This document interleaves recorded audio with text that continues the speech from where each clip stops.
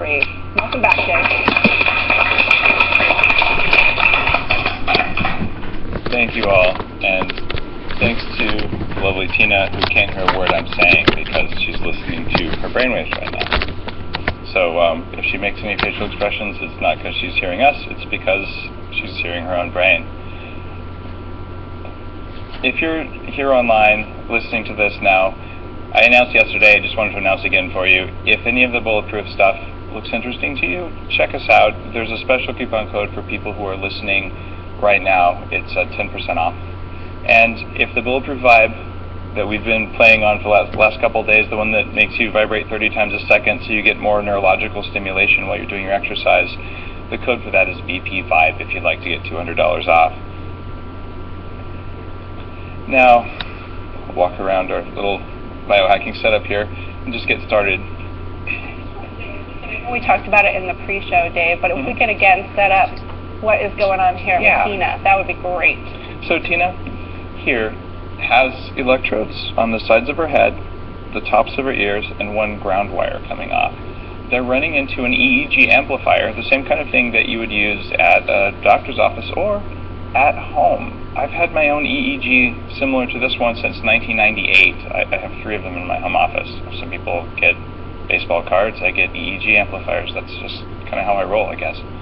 But what it's doing is it's listening to the very small amounts of electricity that come off your brain. It goes into the little amplifier, which makes them stronger, goes into the computer, and the real-time processing on the computer does a bunch of different varied analysis to figure out, is your brain about to move from, say, an alpha state into a beta state? And beta is a little bit more energetic and focused, and an alpha state is more calm and focused. But most of us have many states mixed at different spots on the brain at one time. So that data all gets crunched, and it comes back to the brain as something very simple. It comes back as something that sounds like music. And there's music, and as soon as the brain is about to flop from one state to another without necessarily wanting to, we tell the brain with a little bit of static, hey, you're about to go into a new state. And then the brain goes, oh, I didn't know I was about to do that. So when I say the brain learns, there's no conscious processing. All that's happening is she's hearing music, but the organ of the brain itself gets better at regulating itself. It's kind of like yesterday, I used the power lung trainer to teach my lungs to take deeper breaths and to be stronger. We're doing something similar. I didn't consciously tell my lungs, get more lung capacity. That's not how it works. But I talked to the lungs in their language, which was, you need to make more force right now. We're talking to the brain in its language, which is a little bit more like music. And to talk to the brain as an organ, you let the brain know when it's going to flop from one state to another. So it has more ability to regulate itself without any conscious intervention from you. The way you feel that, though, is pretty cool. Because the way you feel it is, you can stay in the state you want to be in. So if you're in a calm and focused state, you're studying, you're learning, or you just like the way you feel, it becomes easier to stick to that state. And then when you want to move into another state, which isn't something we don't think to ourselves, I think I'll move to a state. But we might say, I'd like to be in a really creative mode right now. I'm going to be doing some writing. Or I'm going to be on a field, and I want to hit the perfect swing. So what does that mean? Well, that means that if you can find the state, you can stick to it. And this is a really valuable thing, and this is something that I do at home. The name for this is neurofeedback. There are many different flavors of it. This is the one that is available for people to buy and use at home, which is why I have it on the website. One of my goals is to get this kind of technology into schools, because you can do more in a few weeks for just 15 minutes or half hour a day with a student like this than you can in many other ways. If you train students on this kind of technology, they become better students the rest of the time when they're not hooked up to a computer. So I have no interest in spending the rest of my life with the electrodes sticking out of my head hooked up, but I do want my brain to really, really rock when it's not hooked up to a computer. So I want it to be an organ I can use and I can train, just like I would train my bicep or any other part of my body. Yesterday, we saw the upgraded Focus Brain Trainer, and what we did at the end of the day was we literally trained the blood flow inside the brain, which is a different thing. Here we're talking about electrical regulation. Here we're just talking about get more horsepower into the front of the brain. So when you think about improving your performance, one way of improving your performance is you get more blood, more nutrients. You eat more fat, like Dr. Terry Walls was suggesting, like you'll find in the Bulletproof Diet. You can address the brain from a cellular level, from an inflammation level, from an electrical level, from a blood flow level. All of these are huge changes that without a little bit of biohacking equipment, well, it would have been years and years of work. I once met a monk who'd spent 20 or 30 years looking at a red spot on his hand, literally at least 20 years, and he could raise the temperature of his hand like 10 degrees very dramatically. And it was actually someone else in the room asked him, how did you learn how to do that? And he said, well, I noticed there was a little red spot here, and if I focused all day, I could make it a little bit bigger. Well, it turns out, if he'd had a thermometer on there, it would have taken him like a day in order to learn how to do what he was doing. So the type of progress we can make is just much faster now because we cheat.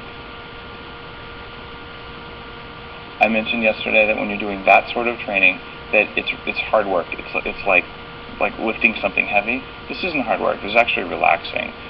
In fact, I hope it's not so relaxing that she falls off the stool. She won't, but she might want to. And you can really feel where your brain works. When you're doing the other kind of technology, this is just a relaxation thing. What are some other things you could do to your brain? How about TDCS? How many of you in here have heard of TDCS? The people who read my blog. Why is that happening? So, in fact, can I get a little bit of water? I should have planned ahead to have some water. Any kind of water. I don't need to drink it. I just need to get the sponge wet.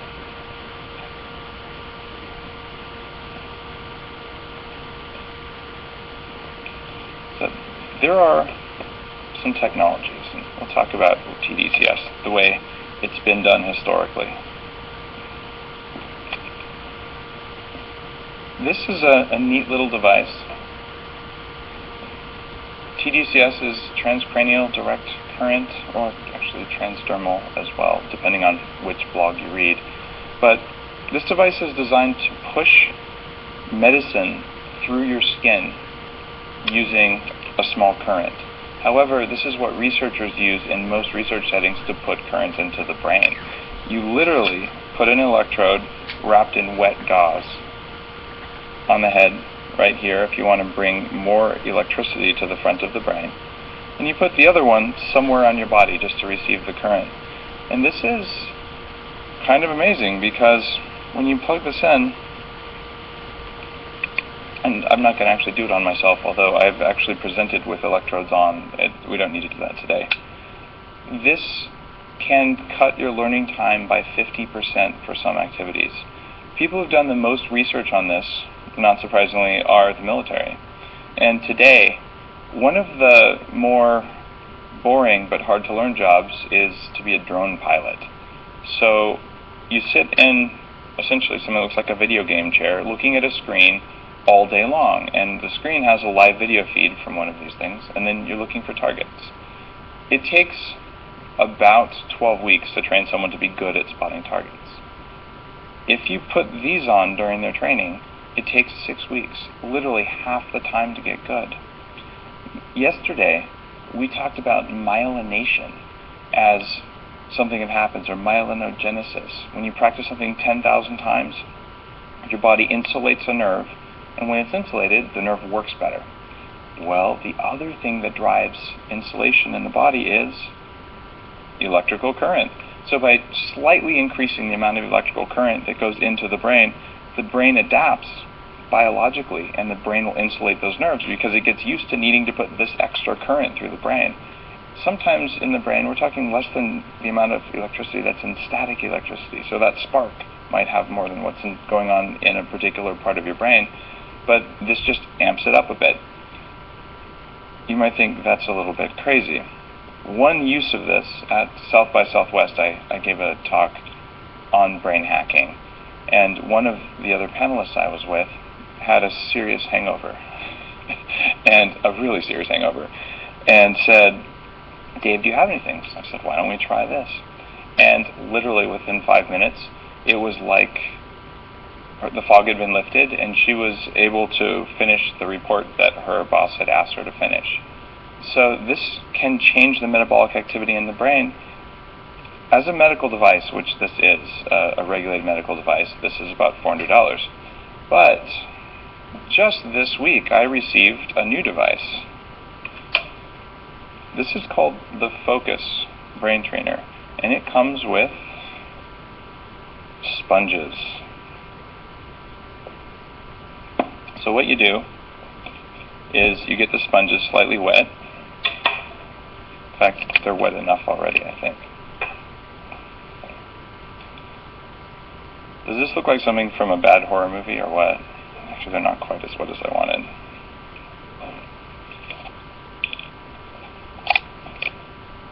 And once these sponges, oh, now the floor's wet too, but that's alright, there's no electricity there. You put this thing on, which looks really cool when you don't drop all the sponges. And you literally put it on like that. $249 consumer device that runs electricity through the front of your brain while you play a video game. Why would you do this? Because you want to be good at playing video games, of course.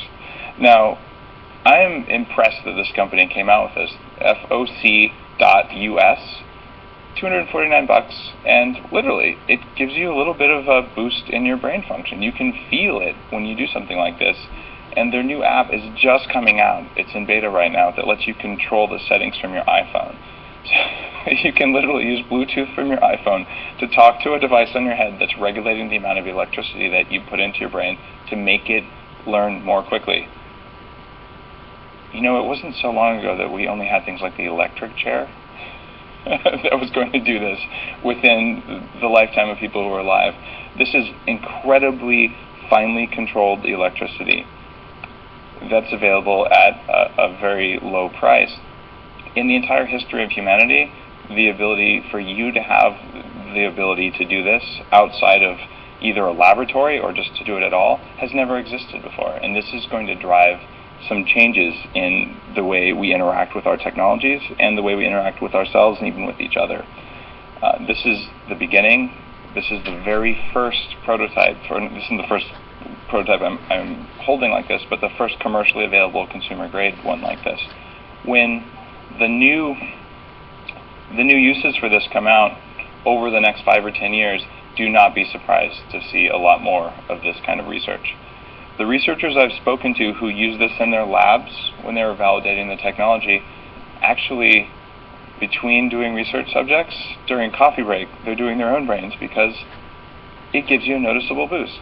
I freely admit that I have written some of my favorite blog pieces with this kind of current running through my head, and I've used it for jet lag, and it works. When I put my remote control, it doesn't make you remember that. How are we doing? All right. Quick question. Sure. Used it also to learn physical activities? There are people experimenting with that. I know that there's also something to do with snipers, like remaining calm, but I don't know the exact protocols that they use for it. I'm experimenting now with using electrical current to become good at archery.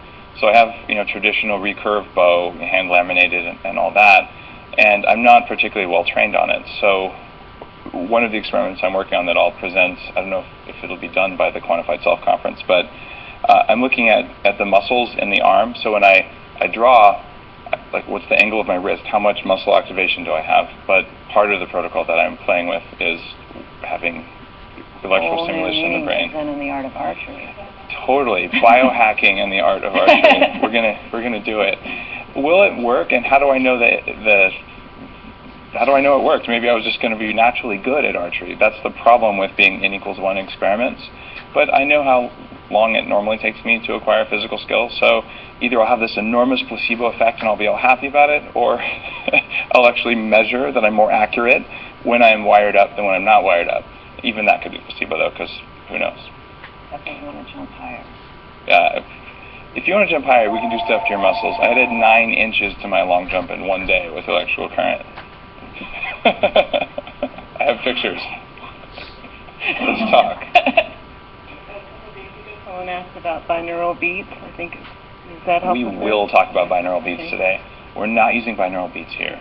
So binaural beats are one of the technologies that use sound to change the brain. It's one of the first commercially available things going back a long time, and we'll explain how that works. I think it's later this morning.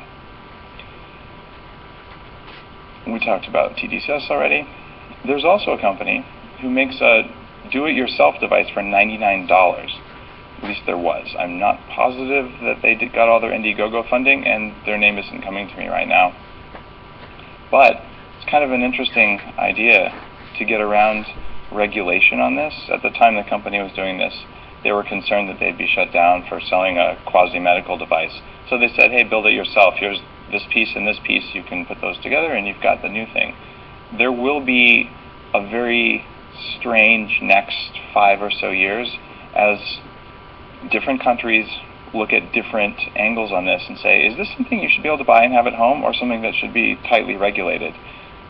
Here's what's going to happen, thank you, Internet, is in the areas where it's tightly regulated, it won't matter because you'll just buy one somewhere else if you want to get it. It's already been like that with consumer electronics for a long time.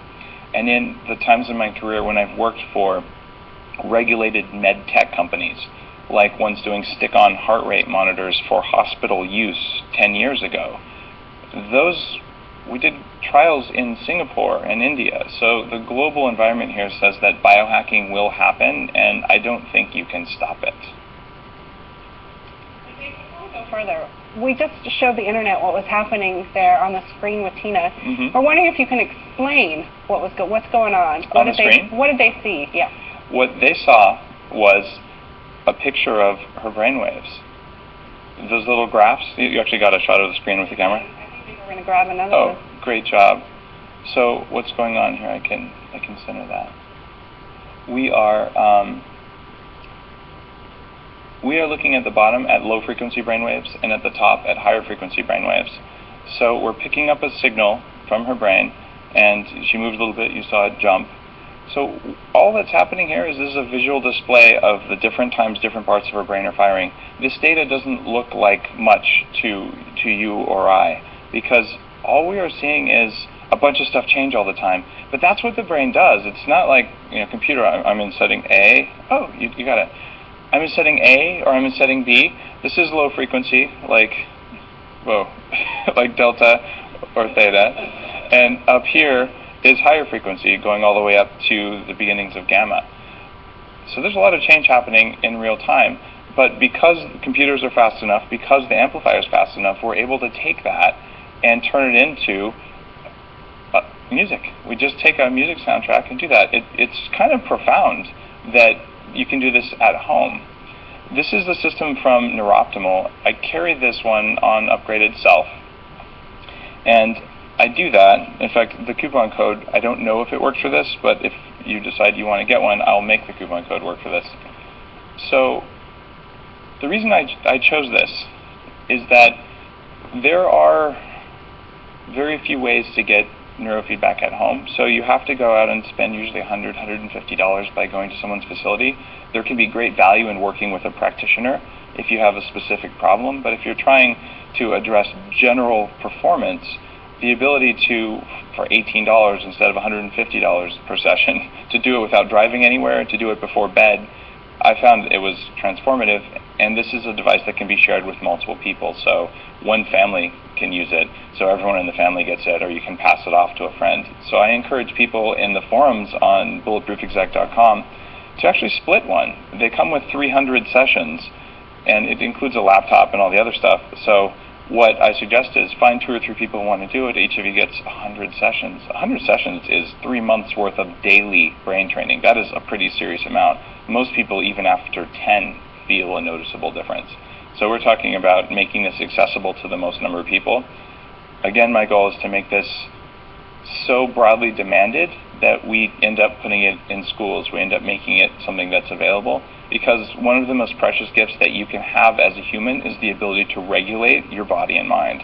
And if you can just cut some corners to make it easier to regulate, that's great.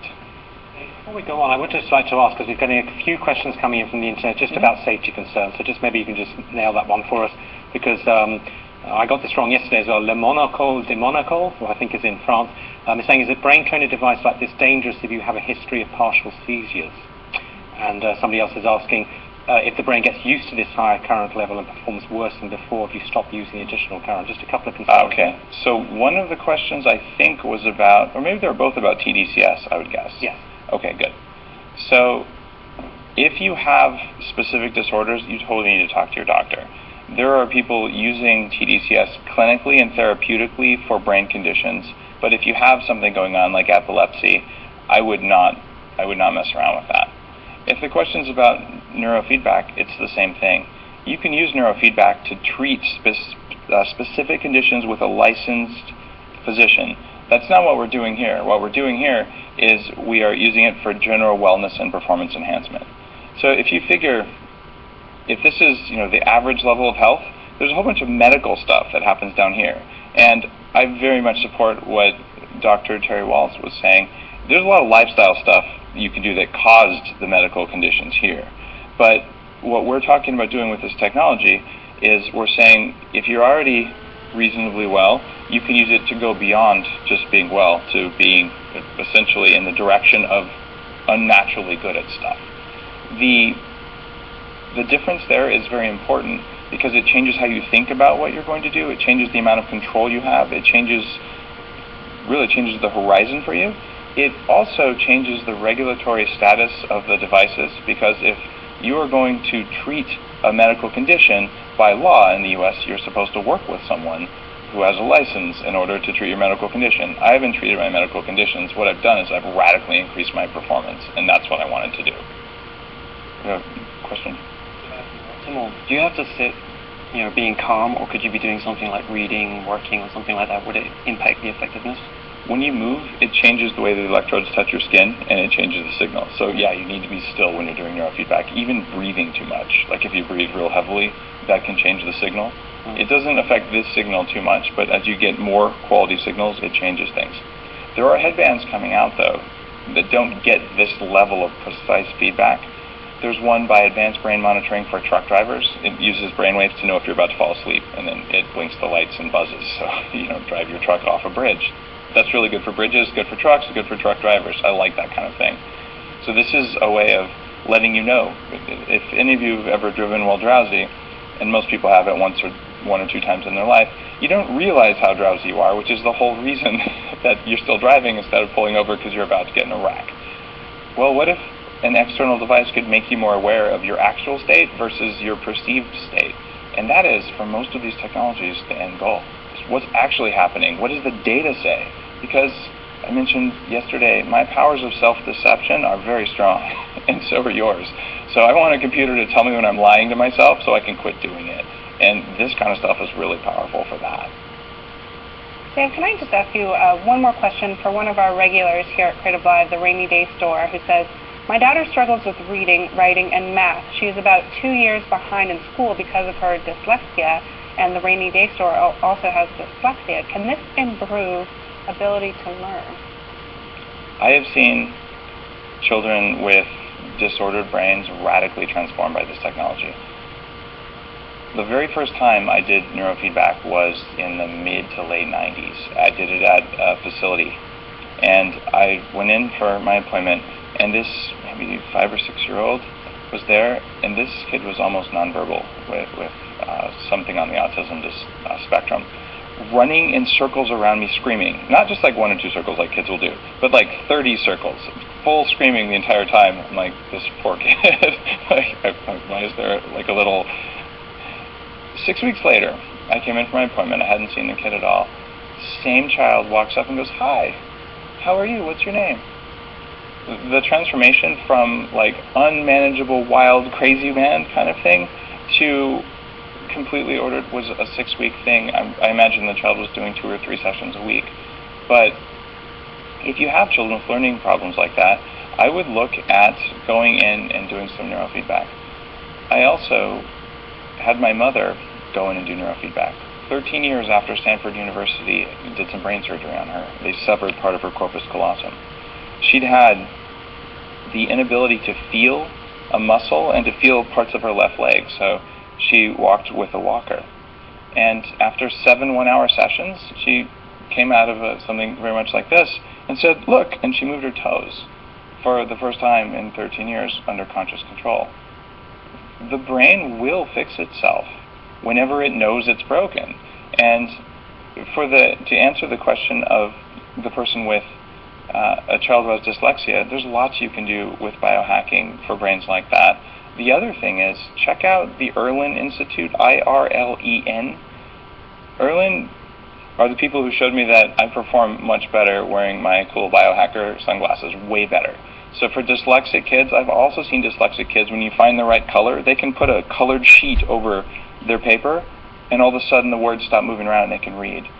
So it very much is about how the brain processes visual information and auditory information, and you can teach the brain amazing things doing those things, and also just movement patterns will change the brain. So there's all sorts of things. At the end of the day, everything in your body is tied into your brain. You can get access to it in a way that we never could before. It's really cool. Let me check how much time we have left here.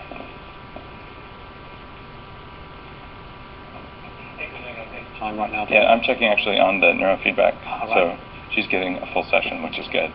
Should I take more questions or move on? We have some from the audience. Absolutely. Okay, cool. Let's do it. Is there any way you can kind of juice your results by maybe consuming some fat before a session or after the session? I love this question. Can you get better brain performance by consuming fat? Last time I did the 40 Years of Zen program, this is a very high-end, 7-day focused type of neurofeedback where you go in and you actually get the same brain state as someone who's done Zen meditation daily for 40 years. I used this, and I had my top score was 4 times higher than it was when I started doing the training. And I noticed that my stamina, and the other people who had the same thing, all of us had way more stamina for doing neurofeedback. It's kind of like if you wanted to go for a long bike ride and you didn't have anything in your water bottle or you didn't eat before you run out of energy. It was very hard to run out of energy when I had enough fat in my brain. Let's move on, Dave. If we now come to the end of our demo, whether you want to finish this off, and then I know we're going to talk a lot about today about spices coming up. Our demo has, it looks like, not much more time left, like 2 minutes. And we mentioned there's only 2 electrodes on TDCS, so I'll get us caught up on this. The other one that you can use, this is the older one. We use this, I'm not going to wire myself up again, we used it the other day. This is the cerebral electrical stimulation. This is an old machine, the new ones look more medical. This is one though that's entirely programmable, and you can't buy programmable ones anymore, just no one makes it. So there's about 2,000 of these in existence. Cerebral electrical stimulation. Fisher Wallace is a company that makes one. You can go to your doctor and say, sometimes I don't feel so happy, and you can actually get a prescription for one. I don't know why they're prescription, because there are ones available, like the Oasis is another one that you can just buy. And these ones run a current back and forth across the brain, and the speed of the current moving from one side to the other tells your brain what state to be in. So if you want to be in like a really good state for writing, I found I put that thing on 50 or 60 hertz. In other words, 60 times a second moving back and forth. I write just endless creativity, and there's a video online on my YouTube channel where I literally talk about augmented authoring. Like, what are the things that let you create words faster? CES is one of them.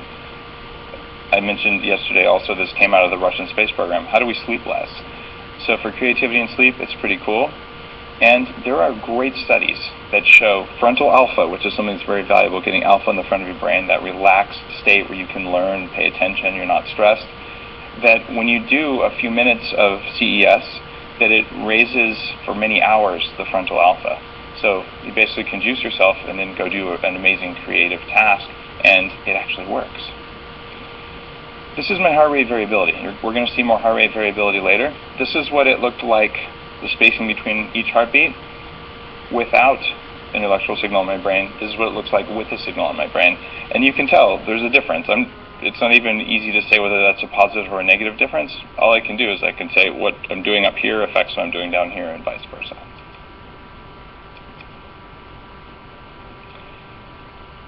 This is one type of EEG. This is the first time I did the 7-day, the 40 Years of Zen. You can tell I look a little bit different, a little bit more inflamed. But you literally have a speaker on each side of your head. Here we're using headphones. And with a speaker on each side of your head, it's just nice to be able to move around. And you sit in this chamber for hours and hours playing the world's hardest video game with your eyes closed. And that is make the sounds louder. It sounds like a pretty lame game, but you sit there doing everything inside your body, everything you can think of, to just get a louder sound. And every time the sound gets louder, you're doing something more like an advanced Zen meditator. And every time it gets quiet, you're doing something less like it. After 7 days of doing that, your brain waves have the same pattern as someone who has become an advanced Zen meditator for many, many years of practice. And the side effects of that on my performance, this is the most important thing I've done of all the biohacks in the last 15 years. And I apologize in advance, it is really expensive. It is done by some Hollywood celebrities, by CEOs and things like that, and it's a facility that I bring my clients to, and I love doing it. And if you want more information on it, it's 40yearsofzen.com. This lets your brain optimize itself. This lets your brain optimize itself. You get the control. There are questions about protocols, though. Here's the risk, and this is something I want everyone to pay attention to. If you get an average of all the brainwaves of people watching this creative live show today, and you average them, you'd have a pretty healthy brain. Because there's some people who have unhealthy brains and some people who have healthy brains, and we average them out. Well, if you have a brain that's not working very well, you totally want an average brain. If you're an F student, you want to be a C student. But if you're an A student, you don't want to be a C student. So taking everyone's brain to average appears to be a very risky proposition, and we might lose some of those kind of special things that make different people have different abilities. So I have serious concerns about that approach, which is why the things that I use here are ones that help the brain optimize itself rather than ones that kind of pound on the brain and say, you will do this state. If I want to change my brain state, I'd rather run electricity through it rather than train the brain to behave in a different way, which would stick around after the electricity was gone. Does it sound off? Yeah. All right. I think I nailed it. You nailed it. Yeah. That's one way of explaining it. I'm kidding. So I'm going to unwire you. Do we have the paper towel thing or any sort of... One thing about this is that electrodes have a little bit of paste. So it's not particularly sticky, but what I'm going to do is get most of it off of you, and then it'll be your job to get the rest of it out with just a wet paper towel. I can handle it. Sharing to take part in this demo this morning. Thanks so much, Tina. That's the great thing about Creative Live. When you come to the studio as one of our students, you do get to join in. And I know that other students will be doing things today. We've had a lot of questions about specific health conditions, and I really appreciate those coming in. What I would suggest people are asking about ADHD, anxiety, spinal cord, Down syndrome, PTSD, some very serious conditions. Let me talk about PTSD. That's one I do want to take. PTSD is something that a lot of people have who aren't just Gulf War veterans. Car accidents, something that happened to you when you were a child, even something that wasn't that big. Don't leave that. Those are things that can change the behavior pattern in your brain, and certainly I've had PTSD. And it changes your outlook on life, and it's an automated conditioning thing. The parts of your brain that are the parts of your body that are there to protect your meat, those automated self-defense systems to keep you from getting eaten by tigers, they get triggered inappropriately, and you end up feeling like a tiger's going to eat you and nothing's going to happen, and it's terribly uncomfortable. So one of the ways of working with PTSD is neurofeedback. It's one that's been profoundly effective, and a lot of neurofeedback practitioners have discounted rates for veterans, and I think that that's a really kind thing to do and something I recommend doing. So if you have PTSD, you know it's an issue, this is a really cool thing. Now, what did it feel like when you were doing this? Kind of like guided meditation a little bit. Right. It was kind of, the music kind of like takes you up and then brings you back down. Do you feel shaky or good? A little bit. Like I could feel like my heart rate like climb a little bit and then come back down. So towards the end of the day, you liked it. It's a pleasant thing. Yeah. Towards the end of the day, let's ask you again how you're feeling and see if there were any changes that you noticed. Okay. It's a nice thing to do. It's quite relaxing. I find this much more effective than just meditation. So if I had a half hour to meditate, I'd wire myself up versus just sit there and meditate for a half hour. So thank you very much. Okay.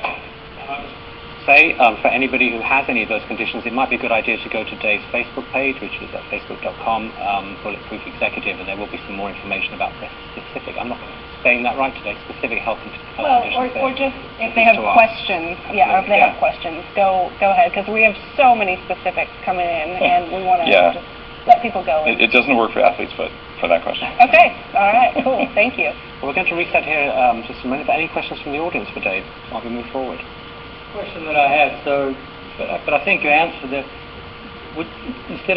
If I wanted to meditate and hook myself up to that, you could do that at the same time? Could you do more than one session of 30 minutes? You can actually do a 15-minute intro session. You do a 33-minute session. There's a 45-minute extended session. But your brain gets tired. It's kind of like, can I do 3 heavy strength training sessions all back to back? You can, but you might not really like what happens. So eventually, your brain gets exhausted from the input. You can still keep pushing it, and sometimes you want to push through and push past exhaustion. But it can be overwhelming, and you can get really tired. Like for a couple days, you can be a bit of a zombie, so to speak. You're tired, and your brain's just processing this enormous amount of information. The act of synaptogenesis, of building new synapses, is biologically expensive, and it's tiring. And this is why when you do training of any sort, you get tired and then you recover. So brain recovery is as important as physical recovery. And my own weakness as a biohacker is I probably don't give myself enough brain recovery. So it's only a little bit of mush in there. I'm going to skip past some of the direct stimulation. You can use lasers over the head and some other things like infrared LEDs. There's different places you can stimulate right through the skull, which can be amazing, but it can also be dangerous. I can tell you last night I was using a laser on the back of my head. And we saw the laser yesterday, which you can use for healing. We have one more slide on software training, then we're going to talk about spices. I promised that we'd talk about how you could get 10 IQ points in 20 days. This goes for all of you online, and it's free. All you have to do is have the willpower to do it. And half my clients, even the people who are coming in for coaching, and who are very motivated people, half of them usually don't finish this because it's such an annoying piece of software. It's called dual end-back training. This is the most lightweight training for your brain of any of the things we've talked about. The URL to get the software, brainworkshop.sourceforge.net.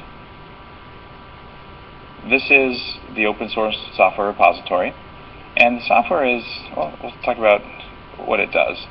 It puts up a grid like this, and a square lights up as red, and then it goes away. Another square lights up as red, and your job is just to remember the order of the squares that lit up as red. Pretty trivial, right? Like that My Simon game from years ago. The only problem is that at the same time you're remembering which squares lit up in what order, a voice reads a letter to you. So now you have to remember a string of letters you heard and a string of things you saw. It sounds relatively simple, except our brains are not meant to do that. So what happens is you remember the location, and then you hear the sound, and then you remember the sound and you forget the location. And most people can't even do it with one going back historically or with 2 going back. So all of a sudden you sit there, and what looks like a simple thing your brain won't do, and you feel stupid, like a total failure. And you have to sit there for 20 minutes every day for 20 days doing this training. And when I did it, I would get really tired, which is one of the ways your brain, like, please stop stimulating me, like, go to sleep. You get bored. You get distracted. You find reasons to not actually start the software. So the trick around this is make a bet with someone. Someone who's going to know if you did it or not. So at that point, then now you're fighting with yourself. You don't want to lose the bet, and you also don't want to do the training. So at least then you have to make that decision. Whereas if it's just a matter of, will I do the training? Actually, no matter how motivated you are, there's a good chance you might not. Because for the first 14 days, every day you feel like a failure. And then, after 14 days, synaptogenesis starts to happen, and you build additional brain capacity. Your working memory, the number of things you can remember at one time, goes up, and the brain changes. This is associated with an IQ increase measurable. I got 12 IQ points this way. One of my business partners got 18 IQ points. And at least 10 IQ points is something most people can expect from this kind of training. So I would challenge you now to go out there, download the software, and do it. You might not like how it feels when you're doing it, but when you're done, and you can remember things more easily, not things like a date from a long time ago, but when you're trying to remember a list of things, or you're doing a little bit of math. What if you could remember some things here and work on them here, and it was seamlessly integrated?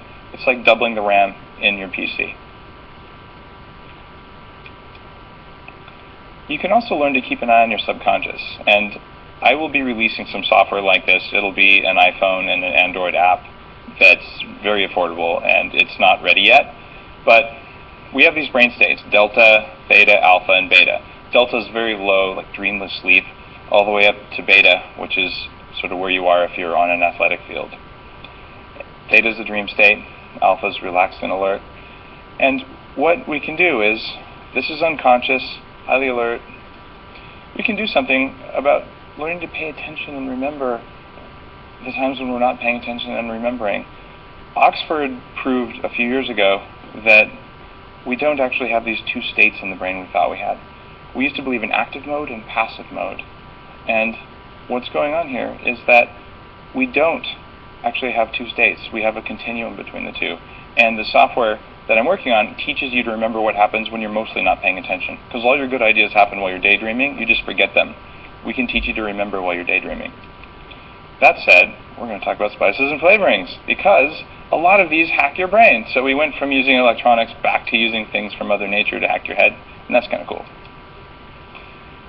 This information is in the Bulletproof Diet infographic, which you can get for free by signing up. Actually, you get it if you sign up and subscribe to the course. You don't get the infographic when you sign up, but you can get the first chapter of the book when you sign up at bulletproofdietbook.com.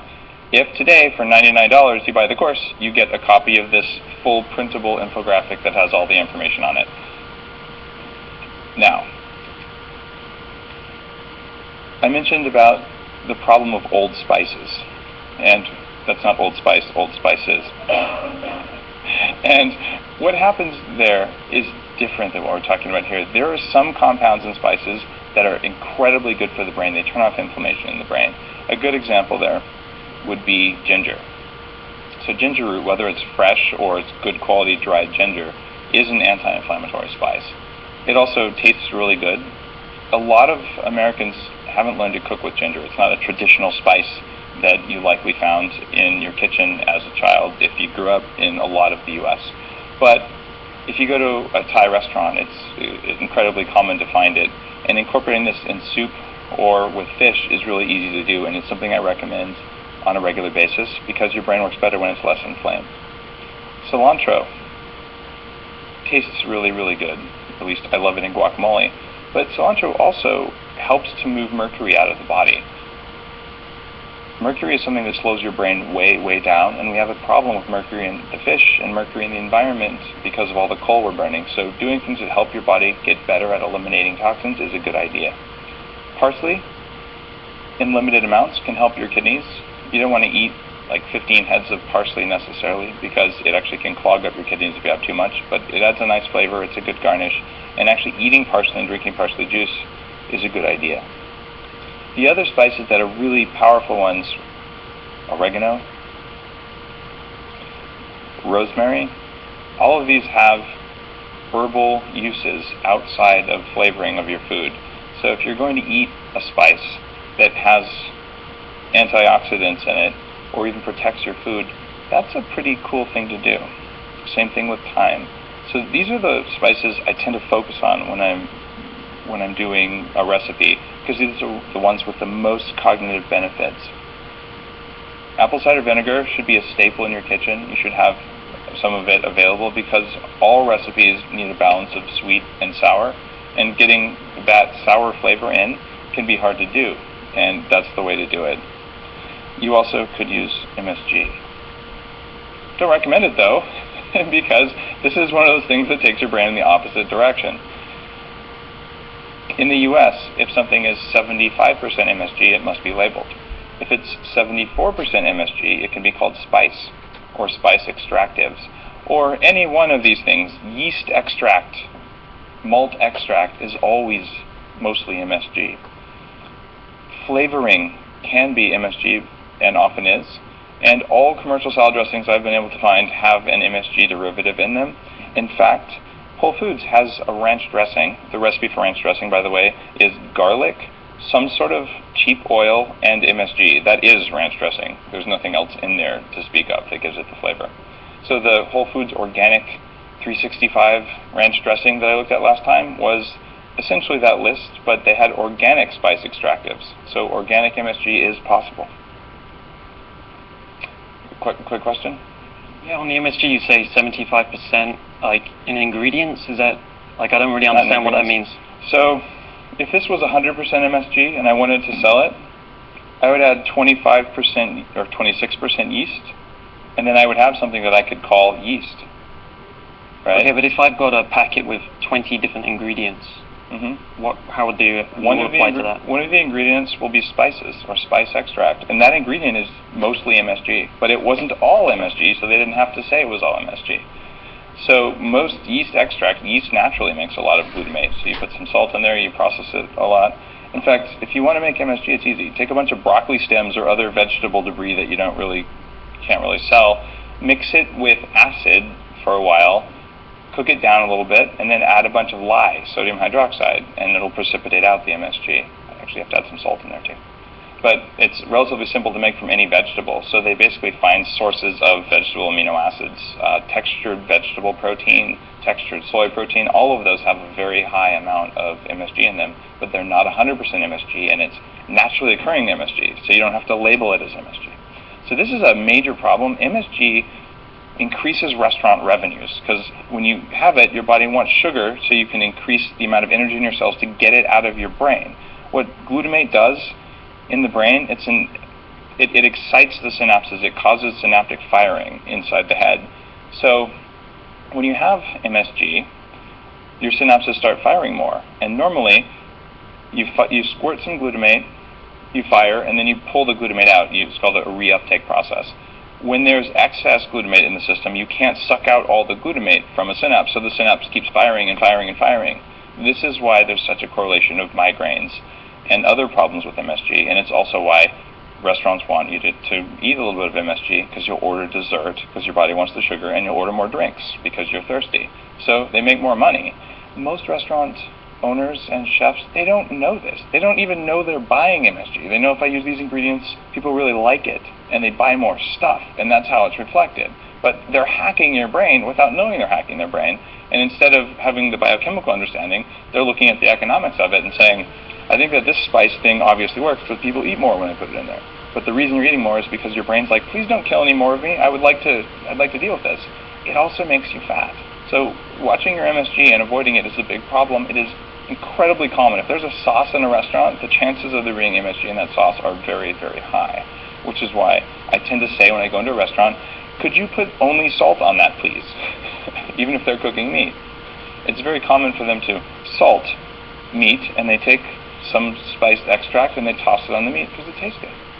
The fact that it does something to your ability to process sugar and it does something else is a big problem, which is why you should pay attention. There's another spice. This is turmeric. Turmeric is an amazing spice for the brain. It can actually give you energy, and it's very, very anti-inflammatory. It also lowers coagulation of the blood. Turmeric is not a spice I learned to cook with as a child. It was something that, stains your food bright orange, and I probably never had turmeric till I was 20-something. If you go to an Indian restaurant, though, you're eating some turmeric. I use it now on meat, especially that I'm going to be cooking on a grill, because it's such a strong antioxidant. It can help to protect the meat itself. And the recipes you see that I write about on the blog very much focus on using spices for their antioxidant properties inside of you as well as on your food as you're cooking it. There are other foods like miso. Miso naturally makes a lot of histamine, and it makes its own naturally occurring MSG, which we call umami, as a flavor. I don't recommend using miso because you'll also get food cravings. Miso soup at the beginning of your meal equals how much more sushi are you going to eat later in the meal? A significant amount. Now, a chef who's paying attention to what you eat would say, this soup, it's so good, it makes people love it. They come in, they feel very satisfied when they leave, but the mechanism of action there is it's tricking you into eating more than you should eat because your body's like, get this out of here. Then again, if you're starving, eat the miso. But we aren't starving right now here. I think we have time for probably a couple of questions about this, and then we go to stress, or should we go to doing the braised beef? Okay. Why don't you guys pull the cart, and we'll go through the next couple slides, and then we will do a braised beef demo. Actually, I'll ask a question as well, Dave, just while we're changing the set. Do you recommend fresh spices over the ground and powdered? You've got quite a mix of them there on the table. Does it make any difference which is used? You know, the quality of spices matters. If you have good quality fresh ones, they taste better. They're less convenient, though. If you want to make an oregano-crusted piece of grass-fed lamb, which is amazing instead of a pepper crust to do an oregano crust, crusting with fresh oregano doesn't work very well, so dried is really nice. When oregano's in season, I guess I'm that kind of a chef. I have a big dehydrator, so when it's in season, I'll buy like a huge amount at the farmer's market and I dehydrate it, and I know that's really good. That's the maximum flavor. But if you just buy the organic oregano that's not powdered but is crumbled individual dried leaves, I recommend that for most people most of the time, unless you have a little herb garden, in which case you'll get more antioxidant and more health benefit activities from doing it that way. Turmeric is one to watch out for. A lot of the turmeric that you can buy like in a bulk bin, it's been oxidized, it's been exposed to light and air, and there are mold contamination problems with that delivery system. So I wouldn't go for the big bulk thing like that. In fact, when I use turmeric at home, I actually buy turmeric vitamin capsules and I just break them open and sprinkle it on, because then it's always fresh and it's less messy that way, believe it or not. When you just pull a capsule apart and sprinkle it, I don't get orange fingers as much. Just in regards to that, some people are starting to use turmeric instead of Advil all the time. Yeah. Do you recommend that, or just cooking with it is better? I take turmeric. One of the problems I found is that when I take a lot of turmeric, and I, as a guy who formulates vitamins that do unusual things, I work on putting turmeric into different forms where it absorbs even better with fat, and you can get your absorption so high that it actually will give you a nosebleed. Like, it makes your blood runny like aspirin or Advil would. It definitely works. I don't know that I'd use it instead of Advil, but Advil over time can have some very negative effects on the lining of your stomach, and not just Advil brand, any of the non-steroidal anti-inflammatory drugs. So if you've just been injured and you fell out of a car while driving, which is something you do for a living, right? I think they're using it. I mean, like using more of it because everyday things that you're training, you're sore and all of that, so that you're not using it all the time. And when you have a major that would be the right way to do it. Taking a little bit of turmeric every day is a really good idea. I think that there's great evidence for that. It's one of my favorite herbs that has an effect on the body. I take turmeric every day. And yeah, if I fell out of a car for a living, I would take Advil when I was all bruised up and beaten. So there was a time in my life when I would take no Advil or any of those other things. Being opposed to drugs or opposed to natural solutions, it doesn't actually make sense, because neither of those categories is anything other than an idea. But the individual substance itself, risk-reward for each item. And those drugs are relatively safe for occasional use when taken with food. But turmeric, you can take it every day. With or without food, it's not going to rip up your stomach. I want to know, including AME and Mr. Porter, how much turmeric do you take? Do you personally? How much do I take? Or do you recommend? I probably take a gram. But see, I mix several different forms, and mine are liposomal encapsulated.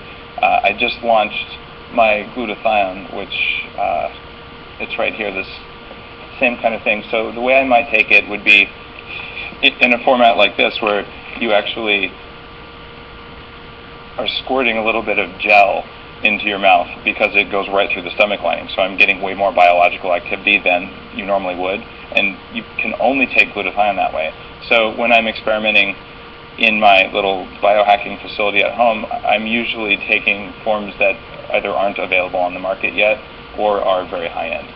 So what I would say there is, if it's within reason, get the turmeric that has been supercritical extracted, so that you can get a higher amount of the bioactive parts. But if all you can afford is regular turmeric capsules, take those, and they'll work fine. You just need to take a lot more, because turmeric doesn't absorb very well if you just take it as a powdered capsule. You either need to put fat in with it. By the way, I wonder if some of my recipes put turmeric in with fat so you get more out of it. They do. Or better yet, if you standardize the amount of turmeric oil in the turmeric and you take that, which is a proprietary way of getting it, you can get your blood levels very, very high. So it's kind of a long answer to a simple question, but the quality of your turmeric supplement matters greatly. So don't skimp if you can avoid skimping. If not, some turmeric is probably better than no turmeric. So you can get the low-end brands for $6 a bottle. If you can go to the $10 bottle ones, you're probably getting a lot more for your money. This has been a subject that's really engaged the audience clearly, and we're going to talk about stress in a second, but let's just ask one more question because it's something apparently you talk about on your website. Pete from Austin, Texas is asking about pink Himalayan salt. Pink Himalayan salt is something that I take on a daily basis, and we talked about using that for stress, and it was on our spice table. The thing about salt is that salt can have a bitter metallic taste or can have a very sweet taste. It can be finely ground or it can be in big flakes. So if you're finishing a dish for flavor, you might want to use big crystals like a Malden sea salt or the Swedish salt crystals that are shaped like little pyramids because they're crunchy and delicious.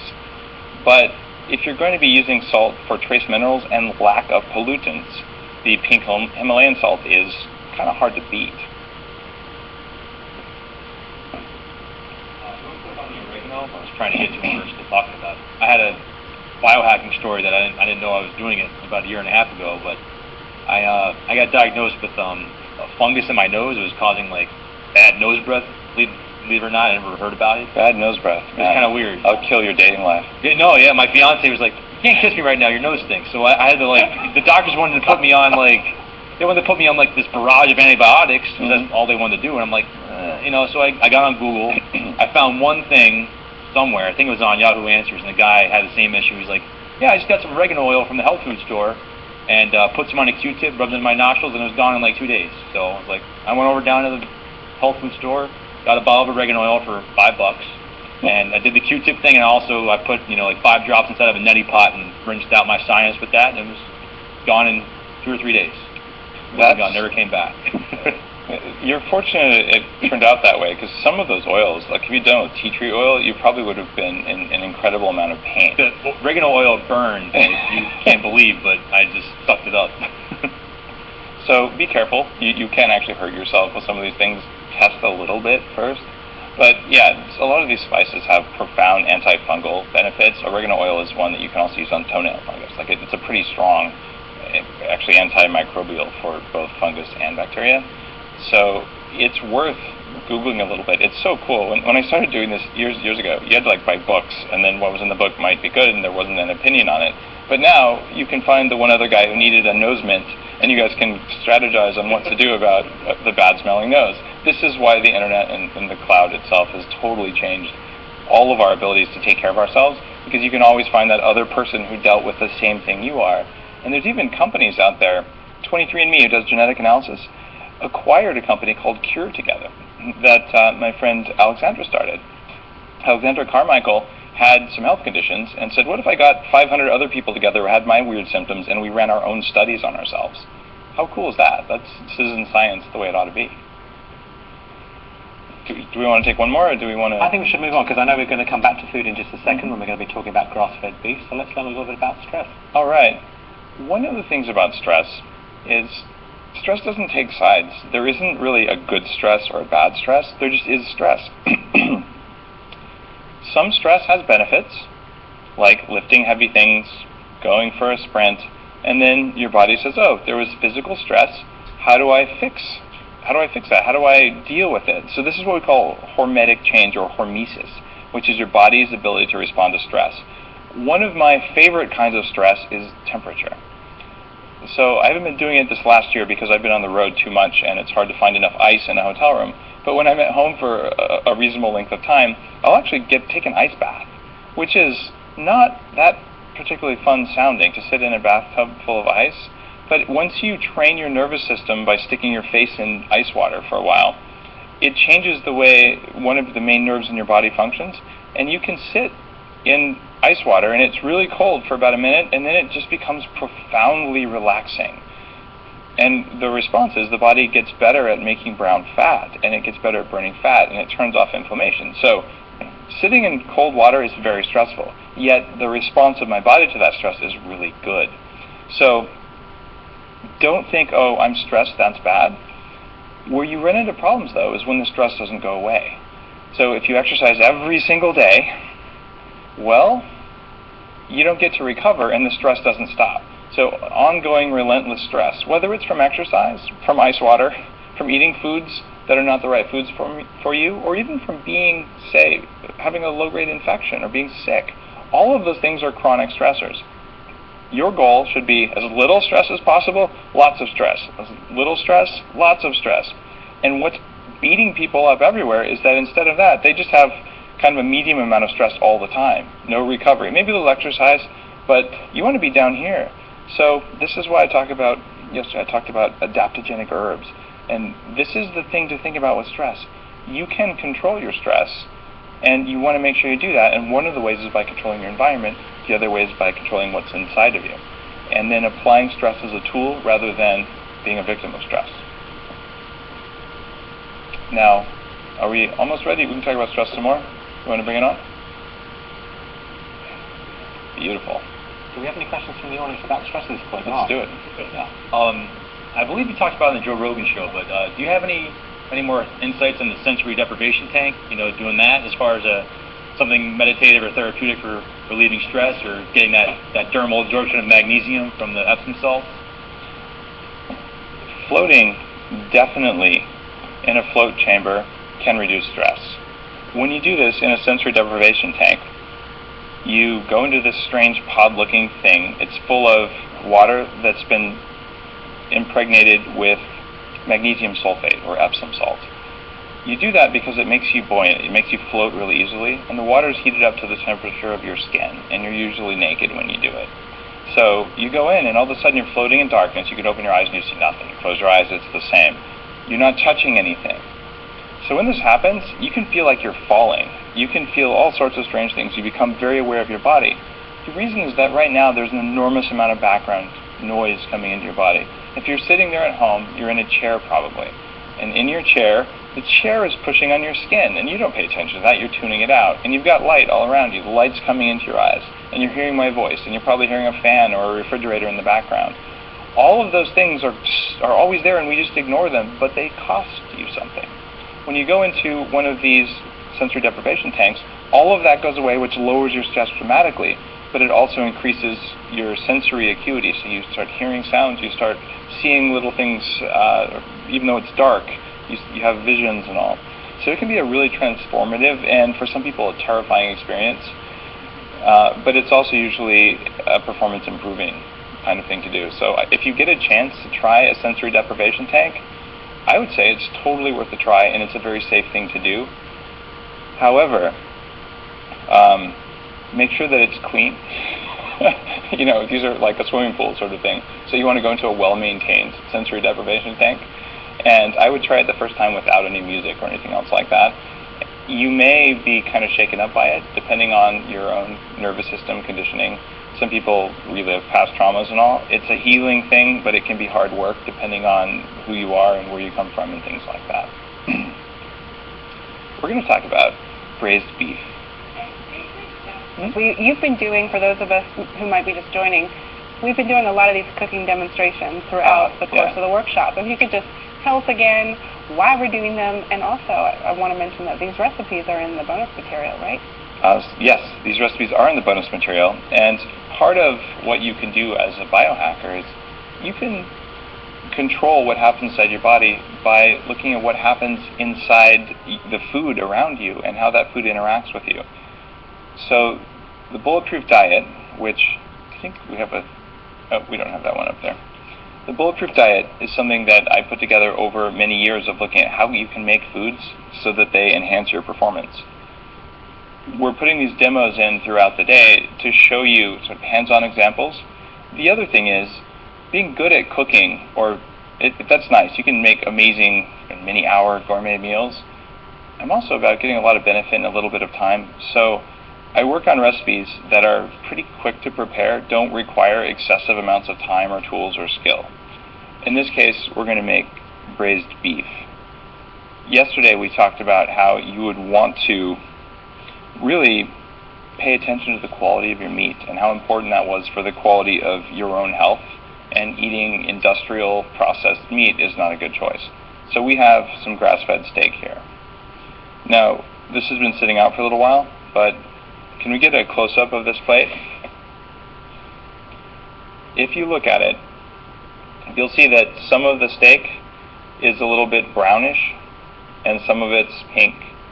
You actually are trying to get steak with less of the brown on it because there's going to be a higher amount of histamine in this. The steak has been out of the freezer for a while. This is going to sound funny, but frozen meat is a good idea. If you're eating an amazing steak, if it's been properly flash frozen, it'll still be an amazing steak. The grocery stores defrost some of the meat they serve you. Others of it was vacuum sealed in special bags that allow the meat to sit for 60 or even 90 days sometimes without spoiling. I would rather get freshly killed meat where they hang the meat, they butcher it, and then they freeze it because freezing stops the degradation. When you do that, you can take a steak out of the fridge, you can defrost it overnight, and you can cook it the next day, and you'll actually get fresher meat than if you go down to the average grocery store and buy steak. You'll also save a lot of money. On the Bulletproof Executive site, I have links to some of the best sources of grass-fed meat in the U.S., and you can get it for around $5, $6 a pound for ground meat, and more for steaks. And I've tested lots of different suppliers, and the ones I recommend have the most flavorful, fattiest meat. And when it's done right, the fat's a little bit of a yellow color. Like that kind of white, pale fat is from animals that didn't eat the right stuff. So what we do here in this recipe is use green onions. Now in the Bulletproof diet, green onions are in the middle. They have less of the things that lower alpha in your brain than garlic does. But this is an example of choosing where you're going to be on the roadmap. You don't always have to be perfectly on the green, less inflammatory, more performance-enhancing side. A lot of people feel great on green onions, and this is a great food for you. Other people, if you're maybe an intense meditator, or you're doing your brain training with that dual in-back software, in that case, I would say steer clear of these because you're really trying to push your limits. When you're going to push your limits, be super clean, and when you're not trying to push your limits, hey, do whatever you're going to do. So, first step of this recipe is we add some onions, a little bit of broccoli, and sliced fresh ginger. Remember a little while ago in the spices segment we talked about how to use ginger? This is an example of how you use ginger. I'm adding them into our saucepan, which looks suspiciously like a glass bowl because this is a cooking demo and we're not going to spend 10 minutes cooking these down. And what we're going to do now is cook this in a saute pan on about medium-low heat without any oil or liquid for 5 minutes. So basically that's like dry sauteing. And then we're going to let it start cooking down, and you can add liquid after that. And the liquid there is the other ingredients, which is a cup of water,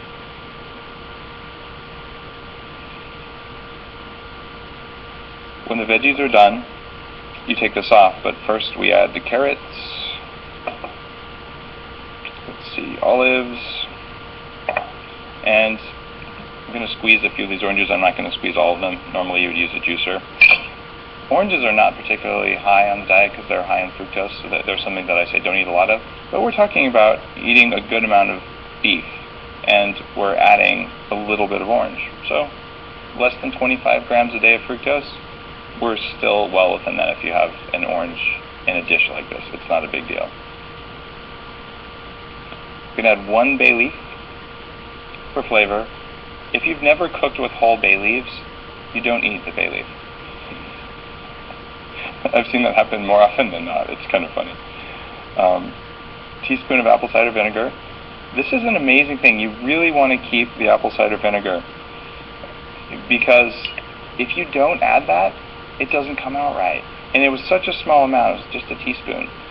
If you pay attention to the amount of vinegar you use, sometimes in some recipes, 10 drops of vinegar takes it from a boring, bland dish to something that is just a little bit cheesy and just bouncing full of flavor.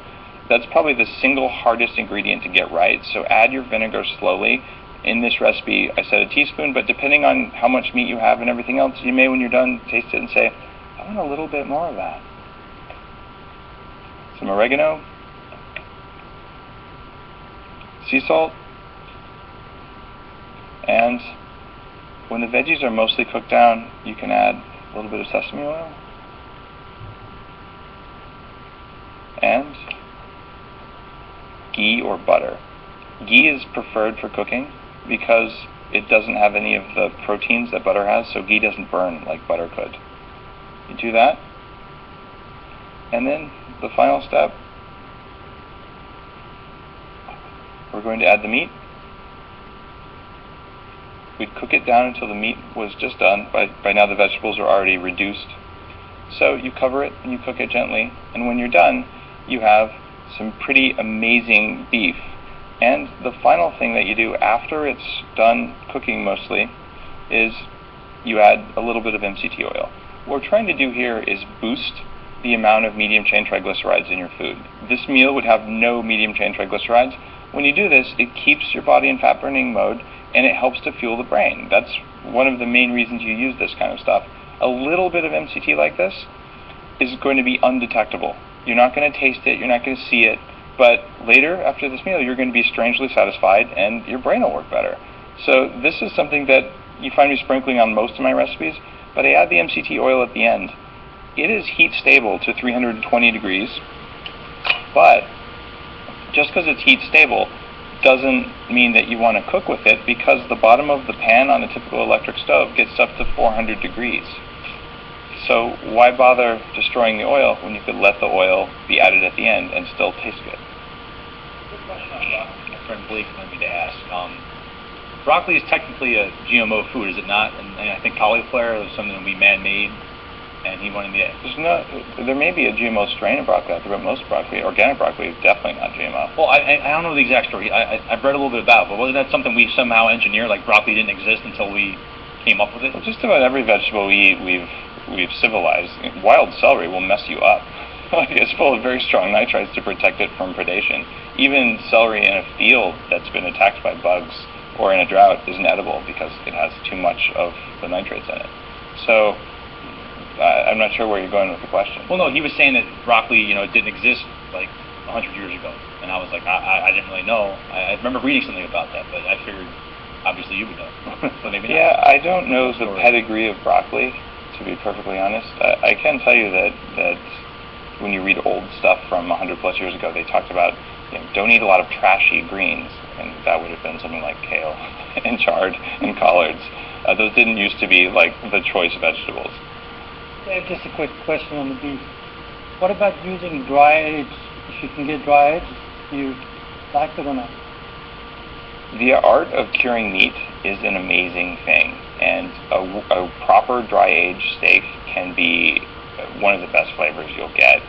And one of the links on my site is to a dry aged place. However, a lot of the aging facilities, they get a bit funky, and dry aging introduces a potential for fungal contamination. In fact, that's part of why when you hang a half a cow, it loses 30% of its weight because there's some moisture that's lost.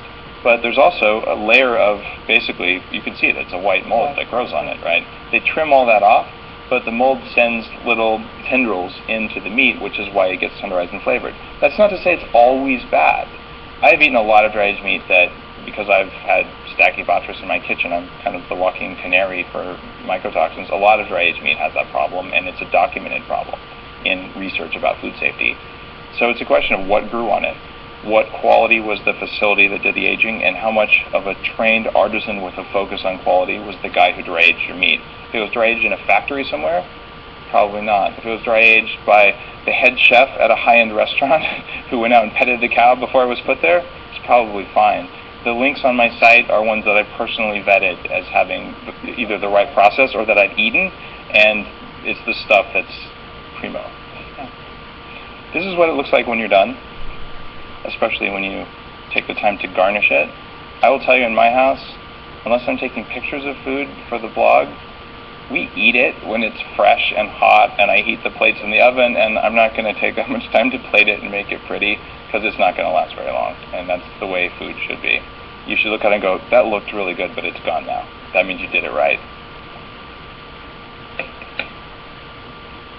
Questions coming in about food, but also about GMO, which you just mentioned, Dave, and I'm going to get it wrong again, but lemonical, demonical. is asking why you believe GMO is bad. Obviously, there's a big debate going on right now about the science, whether it's for or against it. What is your view? Well, the guys who raise animals for a living are finding that when they use GMO foods, that the fertility of their animals goes down and they make less money from that. So they're switching out the diet of pregnant animals. And we mentioned that fertility is a great biomarker for health.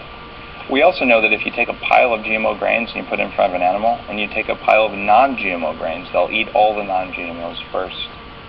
There are extensive studies online about the safety, especially the epigenetic effects of genetically modified foods.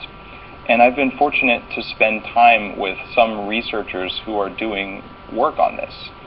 And it's pretty scary what happens, because genetically modified foods also can modify what happens inside your gut. So the way we change the genes in those foods is not the way foods evolve. I've seen one approach where you actually genetically modify something, look at how it behaves when it's genetically modified, learn what the genes do, destroy the seeds of the genetically modified thing you just created, and then start hybridizing grains or whatever you're trying to change to make those changes happen in a way that's normal. But doing the type of genetic insertion they're doing has been shown to change the composition of the bacteria in your gut through something called mRNA. So it has not been proven safe. It's banned in much of Europe. And we are running one of the biggest experiments on humans that we ever have. Until we've done a lot more research, there's no way I would support it. And the research I've seen that is not funded by Monsanto and companies like that shows that this is a very, very bad idea. And once the cat's out of the bag, it doesn't go back in. The other reason I'm opposed to GMOs is that they destroy the quality of our soil because of what they do to the bacteria in the soil and the fungus in the soil because of the chemicals that we spray on genetically modified crops. If you look into the system of soil and food and ecobiology, there is no moral argument for genetically modified foods that I can find. They do not help to feed the world. They do not help the environment. They don't bring food to starving people. That is just PR. It doesn't work like that. And if you look at what's sold, it's there to make the highest profit for the most sectors of industry as possible. And food is not about highest profit. Food is about fueling people. I am not opposed to capitalism. I run a company. I make products. I have an MBA from one of the top 3 business schools on earth. I'm a capitalist. But you cannot kill my children so you can have cheaper grain. It's not okay. And we are affecting the fertility of our species with genetically modified grains. So, long answer to a short question, but we can go on and on about that. It's interesting because I was really interested in your comment about broccoli, because I was looking at this recently. Carrots are naturally blue, but people didn't like eating blue food, so in the late 1800s they changed it, so they changed all the genetics so they became orange, because that was more aesthetically pleasing. But I don't know if that was called GMO in those days. It wasn't. A similar process. It's interesting because the companies who are trying to make it illegal for you to know your food is genetically modified, that's kind of interesting that they would do that instead of just saying, oh, it's so good for you, we'll label it as GMO and then no one will buy it. But those companies like us to think that by breeding things the way we've done for thousands of years, it's the same process as GMO, but it's not. To take a purple carrot and make it an orange carrot, over multiple generations, you take the carrots that are less purple and you allow them to breed. You pollinate those ones, and eventually you can come up with a new strain. What you do, if you're genetically modifying it, is, well, you basically take a gene from something that's orange, maybe your favorite kind of jellyfish, and you insert that in such a way that you're not sure what it'll do, and you see what happens. Oh, it looks kind of like an orange carrot, and you do some basic testing on it and say, there you go, let's plant it. Now, if you find out later, say, that that carrot also makes formaldehyde, which is a problem we just discovered with a genetically modified thing we released into the wild that is now making formaldehyde, that'd be a bit of a problem, because formaldehyde is really bad for your liver. But we have unintended consequences that we will still not understand fully until things have been out in the wild for 20 and 30 years and have swapped their genes with other crops. So the difference between choosing a natural, I chose more orange carrots, and over time I got an orange carrot, and genetic modification of organisms they're pretty different processes, but marketing guys will tell you they're the same. Of course. We've got lots of questions coming in. We're almost coming to the end of our first section here, but Perfectionist is asking, when supplementing, most vitamins are already above 100% of your daily needs. So how does your body get rid of the excessive amounts, and is it harmful? So this person, Perfectionist was their name? Yes. Their assumption that your daily needs are dictated by which country? Because they're very different depending on what country you live in. Actually, they've not given where they're from, but... but shouldn't that worry you, that your daily needs are different in Canada and the U.S.? Are Canadians better looking than Americans? Well, the British are. Here's the thing. Whoever said that was your recommended daily need probably made that number in 1936, sometimes, maybe 1950. And, for instance, your vitamin D numbers are based on the amount of vitamin D that would be required to prevent rickets, which is a disease of vitamin D deficiency. Now, if your goal is to not avoid rickets, that's not my goal. My goal is to perform at the highest possible level. My vitamin D levels are going to be different. Also, in the U.S., the recommended daily necessary amount, the RDA, of 400 units of vitamin D is the same for an infant as for a 600-pound black person. And I brought race into that because if your skin is dark, you don't make vitamin D in the sun as fast, which gives you a huge advantage if you're in the sun a lot, and it gives you a disadvantage if you're out of the sun a lot. So if you weigh more and you have dark skin, your vitamin D needs are going to be an order of magnitude potentially more than the recommended daily allowance. So for the guy who says, well, this is what you need every day, like, sorry, we're not all robots. If we were all exactly the same and we all were mechanistic in the way our biology worked, then that would be a reasonable question. So the other part of the question is we have a liver and we have kidneys that excrete extra things. One of the things I'm grateful for every morning is that I have expensive pee. Because if I have extra vitamins, I pee them out. That's okay. My body is much better at getting rid of those than it is at pesticides. Those are strong thoughts there. Thank you for sharing that. I love the British politeness, man. That's cool. I'll do my best. I like how we said... Well, I also apologise. I've been talking about vitamins, absolutely. But I didn't mention oregano and I didn't mention parmesan. Was that person oregano? Is that like the Japanese folding paper thing? I actually once asked a neighbour if she had oregano. She said, I hope not, I just had a checkup. We are actually coming up to take a break right now. But Dave, what are we going to be talking about in the next section?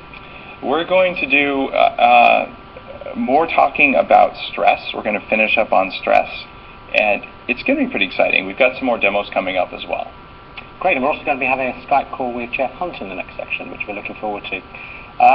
Great comments from everybody. Thank you so much, as always, for getting into the discussion. Keep Me Awake says they absolutely have to say how excited they have been since yesterday's program that they could not sleep all night.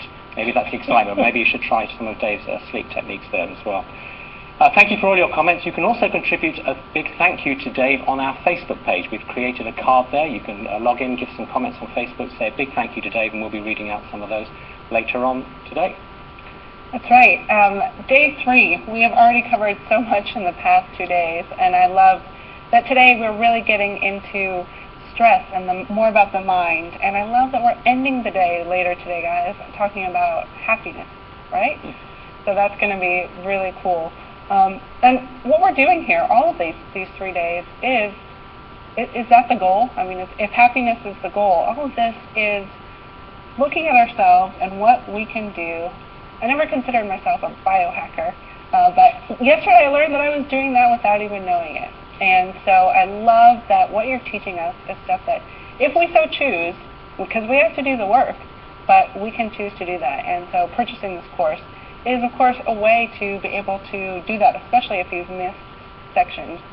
I also want to let people know that this is part of a Get Fit collection here on Creative Live. So the first 2 days of this week, we had Abel James, and he taught a course on fat burning, as well as this complimentary class here with Dave Asprey.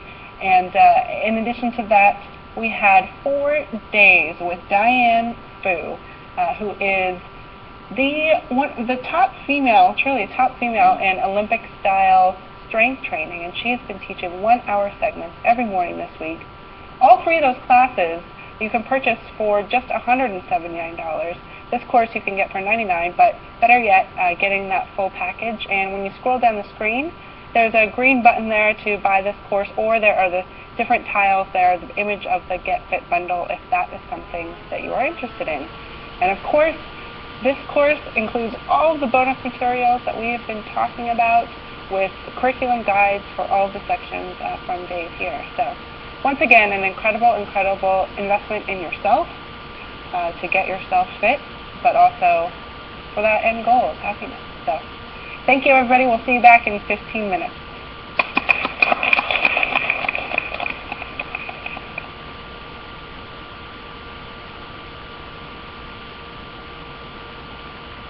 Hey everybody, how's it going? I'm Chase Jarvis, co-founder here at Creative Live, and from September 16th to the 21st, we've got an event of a lifetime coming at you. We're calling it Photo Week.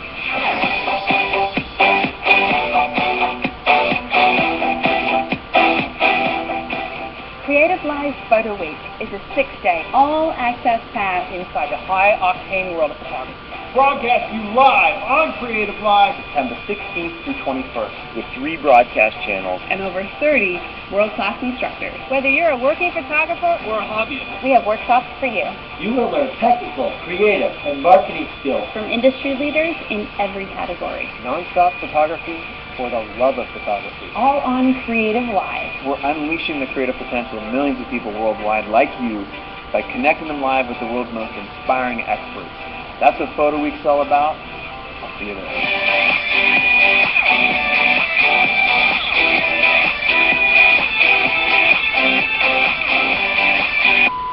6 days, 3 channels, over 30 instructors. If that isn't a total shebang! Your head's gonna explode. Rock and roll. Come on down to Crazy Eddie. It's going to be Crazy stupid. awesome. Woohoo!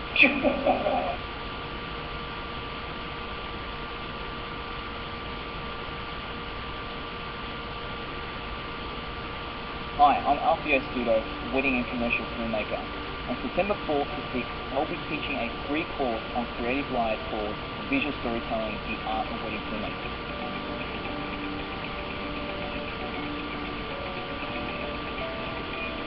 On day 1, I'll discuss the essentials in building a client base and developing stronger relationships with your clients well before the wedding day.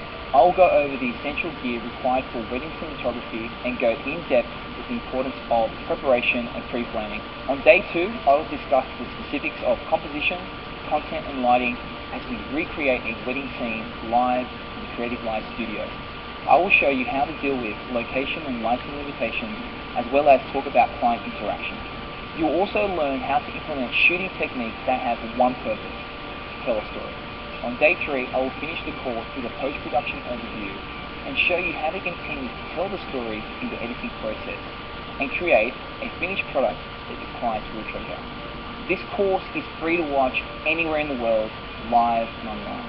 So if you're a wedding photographer or a filmmaker who is interested in learning how to create moving and evocative imagery with video, then join us on September 4th to 6th for Visual Storytelling, the Art of Wedding Filmmaking. Don't miss out. RSVP now, and I hope you can join us.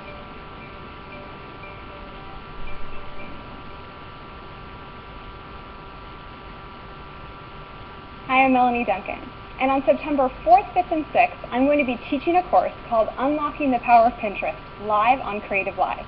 I'll see you there. A lot of creative professionals are very good at what they do. What they really struggle with is getting in front of the right audience and the right prospective clients and customers.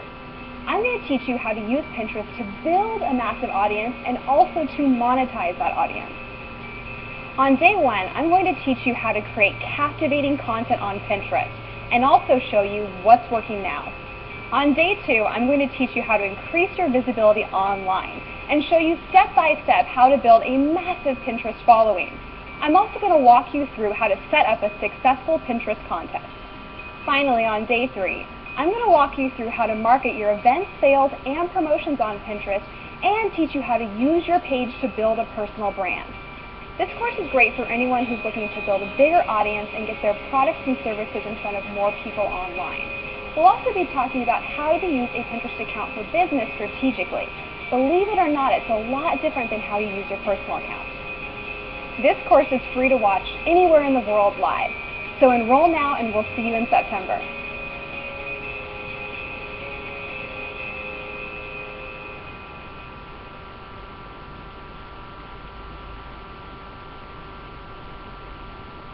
Hi, I'm Devin Duncan, and on September 7th, 8th, and 9th on Creative Live, I'll be teaching a class called How to Make Your Website Work for You.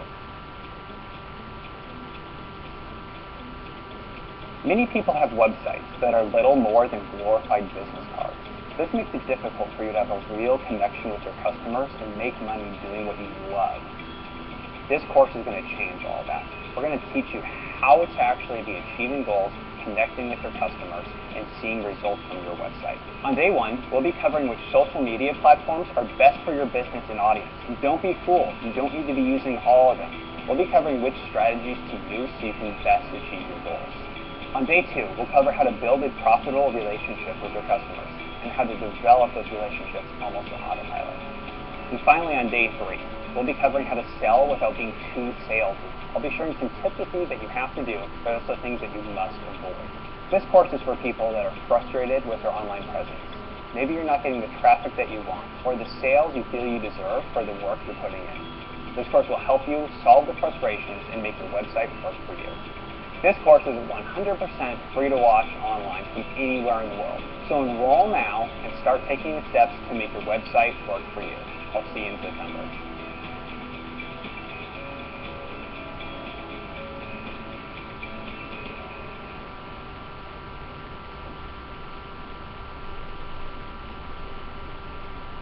Hi, I'm Tim Groen. On September 9th and 10th, I'll be teaching my class, Sell Your First 1,000 Books, live on Creative Live.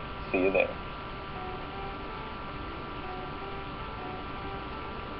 Imagine what it would be like to have direct access to your fan base, so that when you started your next book project, you already had people lined up ready to buy it. The problem is that there's just too much advice swirling around out there about Facebook and Twitter and blogging and podcasting and everything else, and there's nothing to really pull it together. So that's the problem I'm going to solve with my course. I'm going to teach you how you can build your platform, connect with readers, and sell more books. On day one, we'll start by looking at the connection system, the online marketing framework that anyone can use to immediately start building their platform. Then we'll move on to permission. And permission is the way that you stay in contact with people in a way that reliably drives action and sales. And then next we'll look at content and how content can be easily produced and how it can drive the rest of your marketing efforts. On day two, we're going to continue with content, and we're going to show you how content drives outreach. And outreach is very simply moving people from not knowing you exist to knowing you exist. And then we'll talk about how permission, content, and outreach all work together in the connection system to build your platform. And finally, we're going to bring in a special guest, Hugh Howey. He's the best-selling author of Wool and the #1 selling self-published author last year. And he's going to come in and share his insights on what he's done to build his platform. This course is perfect for anyone that's trying to create a book and get it into the hands of people and spread their message. So whether it's a cookbook or a fiction book or a business book or a photography book, this is going to help you move people from not knowing you exist to connecting with them and connecting with them in a way that they're going to support your work. This course is free to watch live anywhere in the world, so enroll now and I'll see you in September.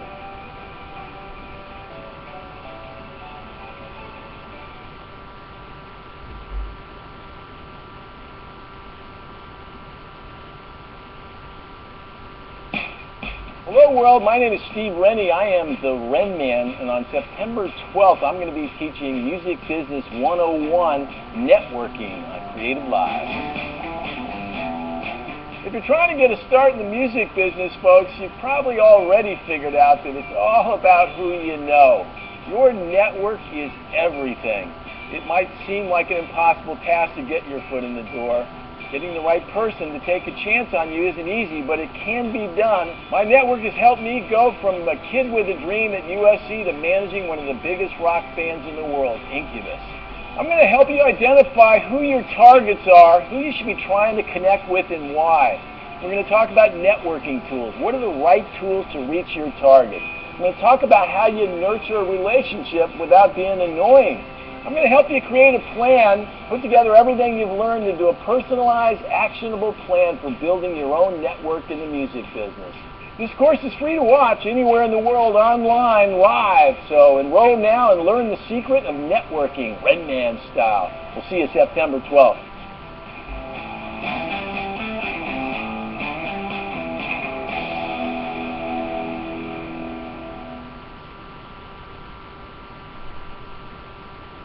Cameron Argon, commonly known as Big Chocolate, and I'm a music producer.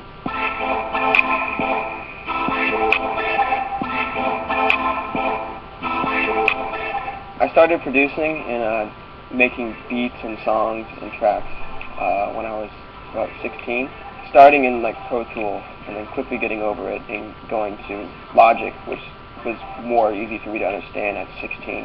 I recently switched to Ableton about 5 months ago. When I switched, it was about a 2-3 day thing until I was like, can't go back.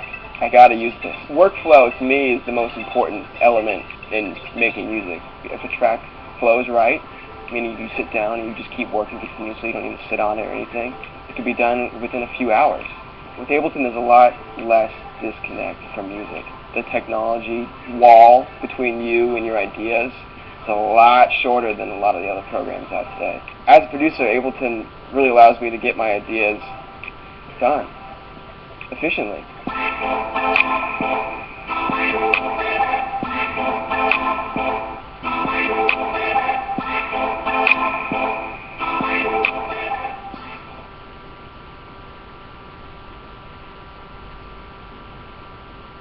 Hi, I'm Mike McCallowitz, author of The Pumpkin Plan, and I've teamed up with Creative Live to run a free workshop September 24th, September 25th on how to spark growth in your business. It's time you join me.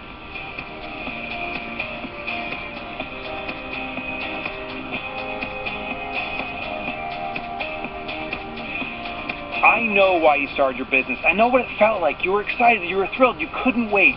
But today, I suspect it's a little bit different. It's exhausting. You work crazy, relentless hours.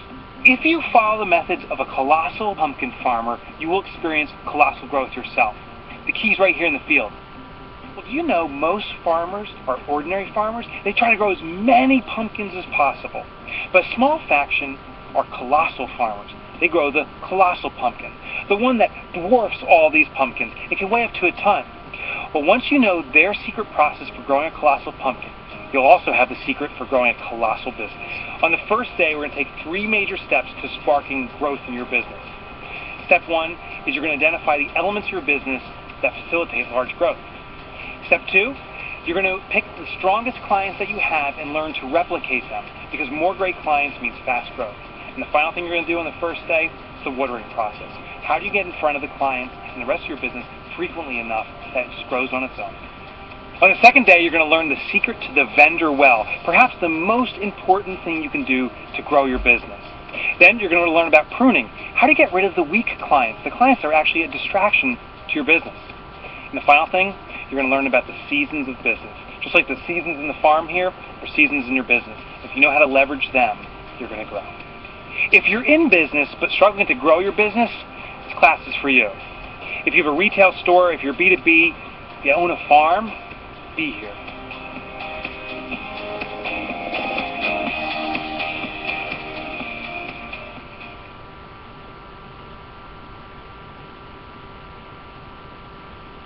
I'm Eyal Levy at Audiohammer Studios, and on September 25th, I'll be teaching you digital drums with Easy Drummer at Creative Live.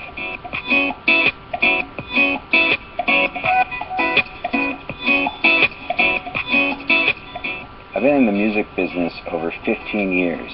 I've written, produced, engineered, mixed, and played on dozens of albums. And I've toured the world with some of the most amazingly ridiculous musicians. And one thing never, ever changes. It's almost impossible to find a drummer, and a great drummer at that. And while there's no substitute for a great drummer, TuneTrack's Easy Drummer is the next best thing. I'm going to give you the tools to get started with Easy Drummer. Start with the basics, setting up the plugin, how to use it, how to pick sounds from rock, pop, whatever genre, and then I'll show you how to mix it in your DAW. And last but not least, we're going to cover the most important part of the puzzle, which is writing great drum parts. If you're a musician that wants to write and record realistic sounding drums, but you don't have access to a drummer, this course is for you. And if you happen to be a drummer, this course is also for you. It's not always possible to record your ideas, and Easy Drummer is a quick and easy way to sketch them all out to work on later. At the end of this course, you'll be able to create drums that sound like a real drummer played them, and mix them with other instruments. This course is free to watch anywhere in the world live online, so enroll now and learn how to get the most out of Easy Drummer. I'll see you in September.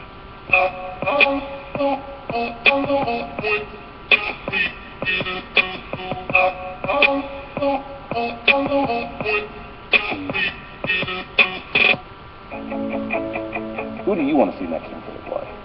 I'm Craig Swanson, and we want to hear from you. Go to creativelive.com/suggest, where we've created a special form for you to tell us who you would like to see next in this Creative Live classroom. Creative Live is here to help you unleash your creative potential by bringing you the world's best experts in this unique live worldwide creative classroom, and helping you build a sustainable business and lifestyle around your creative endeavors. We're looking for your suggestions for the best instructors in design, business, filmmaking, photography, audio, and software training. Tell us the name of your dream instructor, what you want them to teach, and if they are already teaching, give us a link to their current workshop or classes. This is your classroom, and we are listening to you.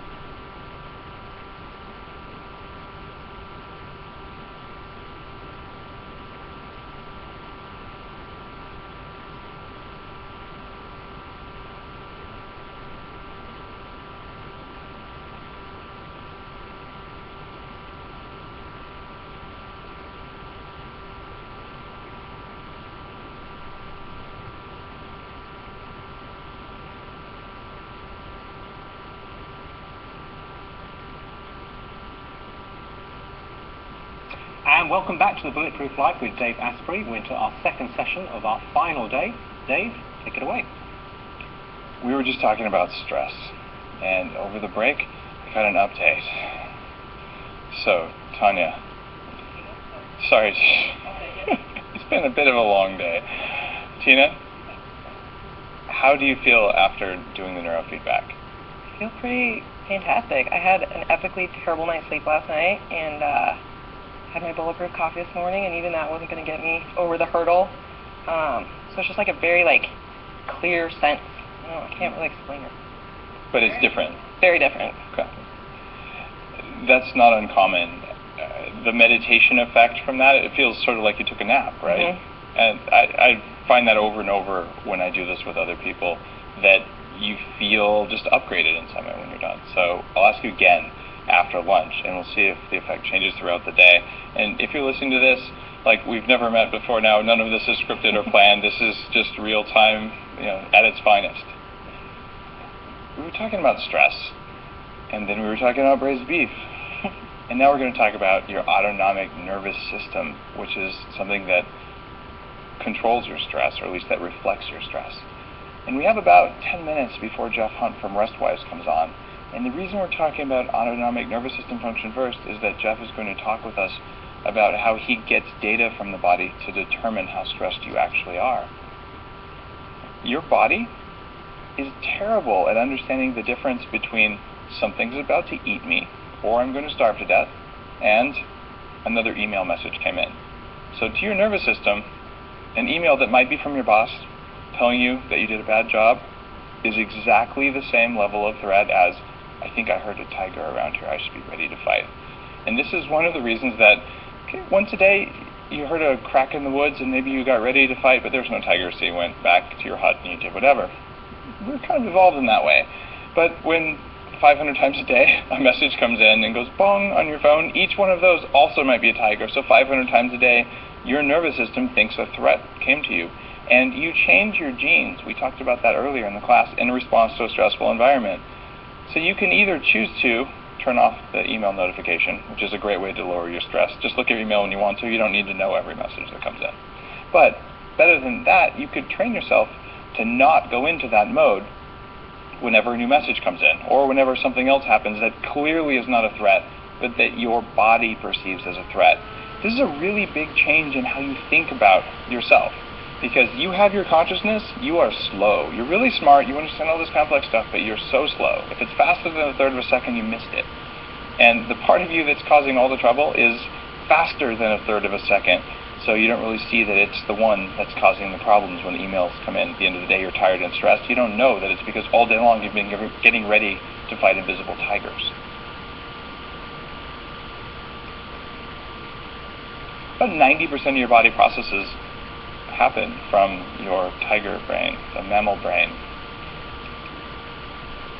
And one of the things that happens in the autonomic nervous system, the sympathetic part of it is the part that speeds up. Get ready.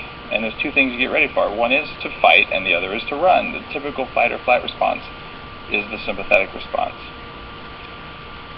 Your parasympathetic response is the calm down response. So you want to be a little bit parasympathetic dominant, not too much, and ready to move smoothly between these two modes.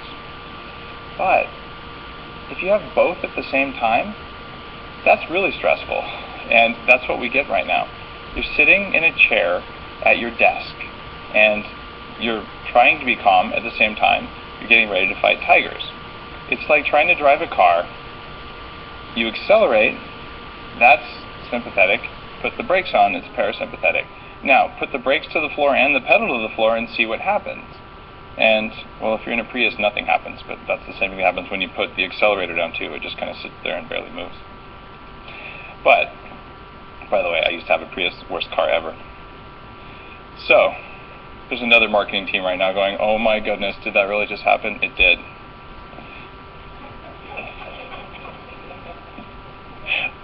Low heart rate variability is tied to arrhythmia and myocardial infarction, which in normal speak means irregular heartbeat and heart attacks. This is a study from 1995.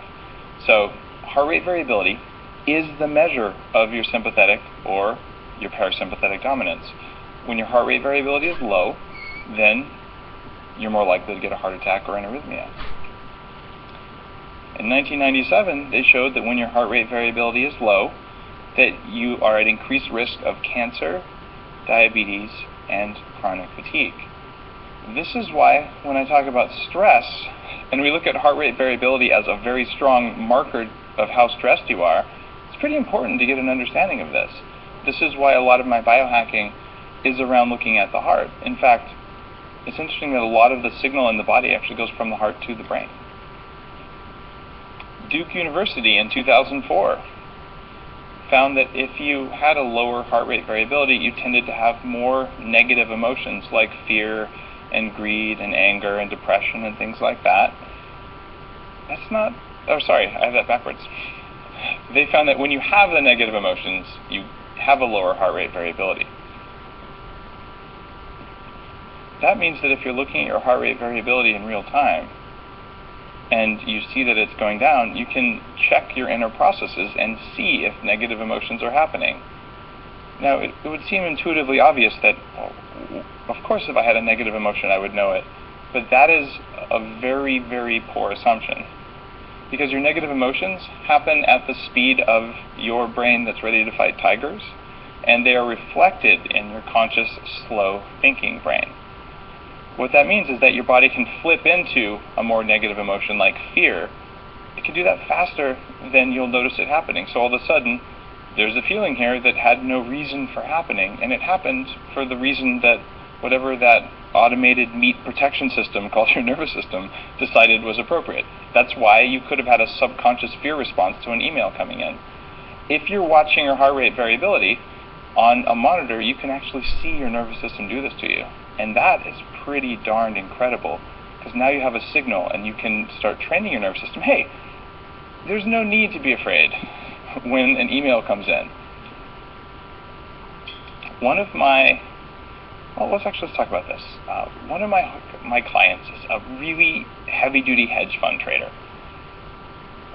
I started working with him on his heart rate variability, and he taught himself to be in a parasympathetic dominant state, to be calmed, using the kind of technologies that we're going to demo after Jeff comes on.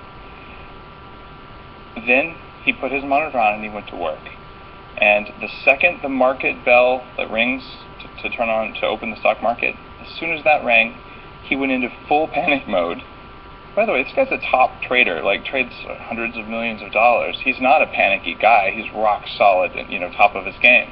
But his nervous system was in panic mode, and he didn't even know what was happening. So it took him a couple of weeks to teach his nervous system to be calm. This is the same thing you do if you're training like a dog for a SWAT team or to be in combat. Dogs are afraid of loud noises. So you condition them and you train them to be able to tolerate it. You can train your nervous system kind of like a dog in order to be able to tolerate a situation without freaking out all the time. Where we get into trouble is that we don't know our nervous system is freaking out all the time, so it's kind of like that dog is running around in circles, but you're not paying attention to it. When do you feel this? When you lay down at night to go to sleep and you have a racing mind that won't stop, that's a pretty good sign. There's something going on there in that nervous system. It's just going on too fast. That worrying is exactly this kind of response. And the technology that I work with here on myself and with my clients is one that lets you quickly train that instead of spending many years meditating about it. The people are a little bit perhaps confused about HRVs. They may need a little bit more explanation. Chewbacca is just basically saying, I'm not understanding. Wouldn't you want less variable, more constant heart rate, i.e. lower HRV? Perhaps, just a little bit more clarification would be great. Yeah, I'm thinking I have a slide on that, and I'm also wanting to be conscious of Jeff's time. Okay, let me go into a lot more detail on heart rate variability. I want to make sure that we get Jeff up and running, because Jeff is one of the head guys at RestWise. He's going to talk about overtraining. He'll touch on heart rate variability and pulse oxygen, and then we'll go back to finishing that. I will definitely explain heart rate variability in detail to the point there's no confusion. Sounds good. Thanks, Dave. Shall we cut over? All right. About our guest and who's going to go. Oh, they're here already. Here we go. Jeff, welcome. This is Dave. Hi, Dave.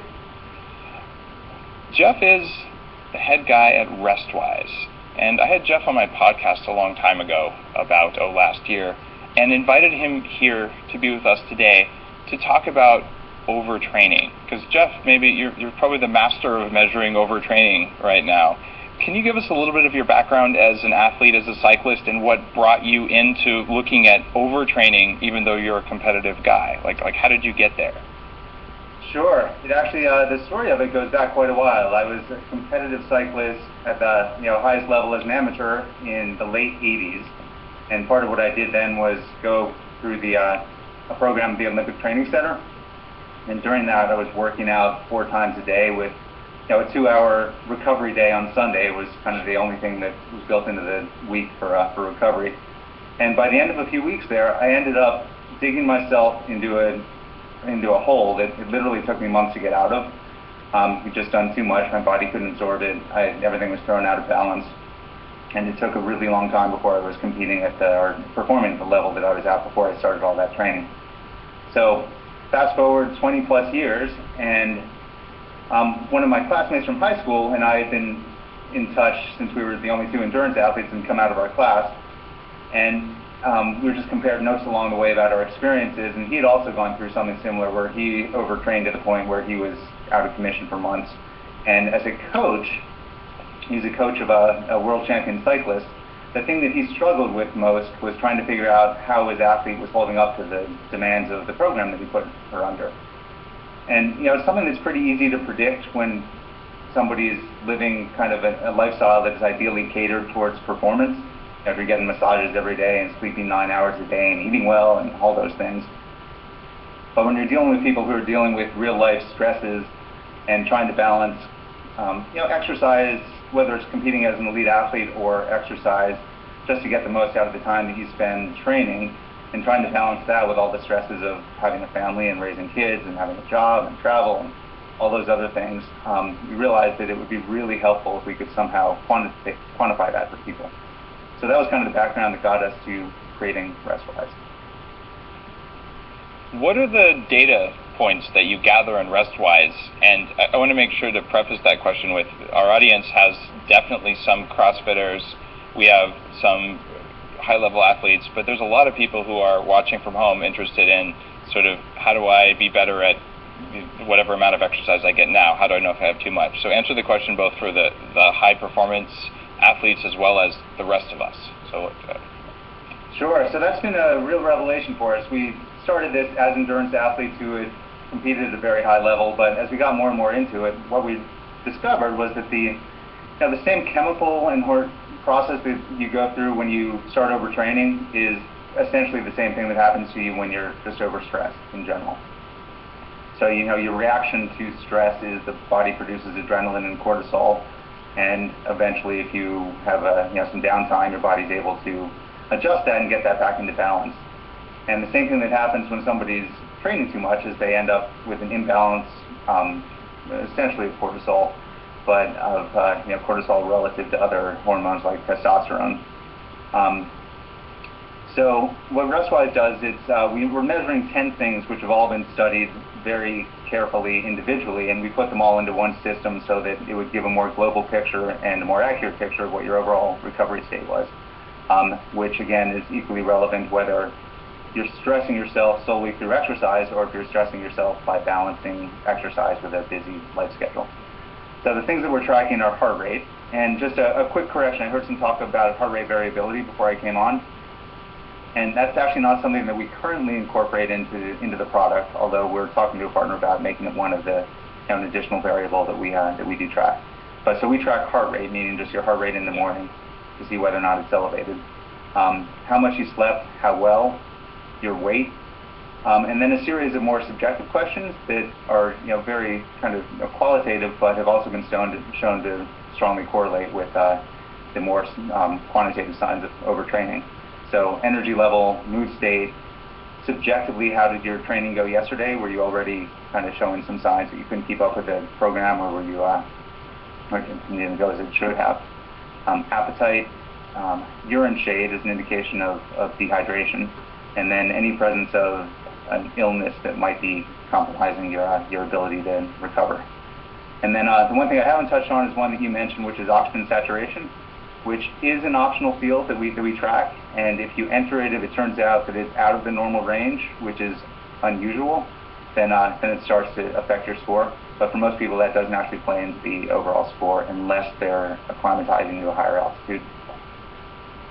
Jeff, that is totally biohacker thinking. Yesterday we had Dr. Terry Walls, who recovered from a progressive mitochondrial illness using a nutritional approach, and one of the things she said that was most interesting was that how you feel is most important. And what you've done that's particularly cool is you've gone through and said, what are all the ways your body's going to tell you that you're overtrained that you probably don't know about and wouldn't notice unless you had a questionnaire?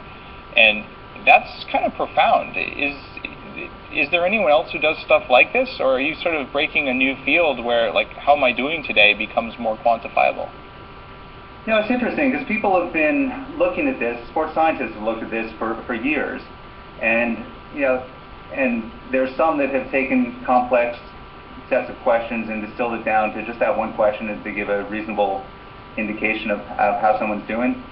But it's great to hear you say that, because the pushback we get sometimes with RestWise is that it's not purely quantitative, and particularly as all these devices come out that purport to be able to give you a really accurate picture just by measuring one thing or by things that are purely quantitative.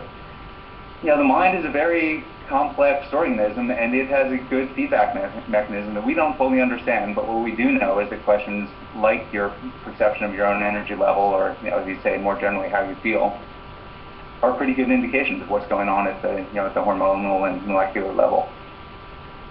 So to get at your question, no, we really are the only ones who put this together. There are people who've done this as coaches individually with their athletes, but it's generally been asking a series of questions and sort of trying to make sense of it.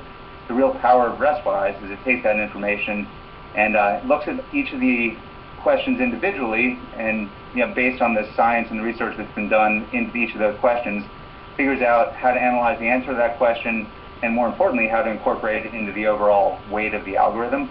And then it pulls that all together, analyzes it, and distills it down to a single number on a 1 to 100 scale, so that you or a coach can very quickly get the bottom line feedback that you need.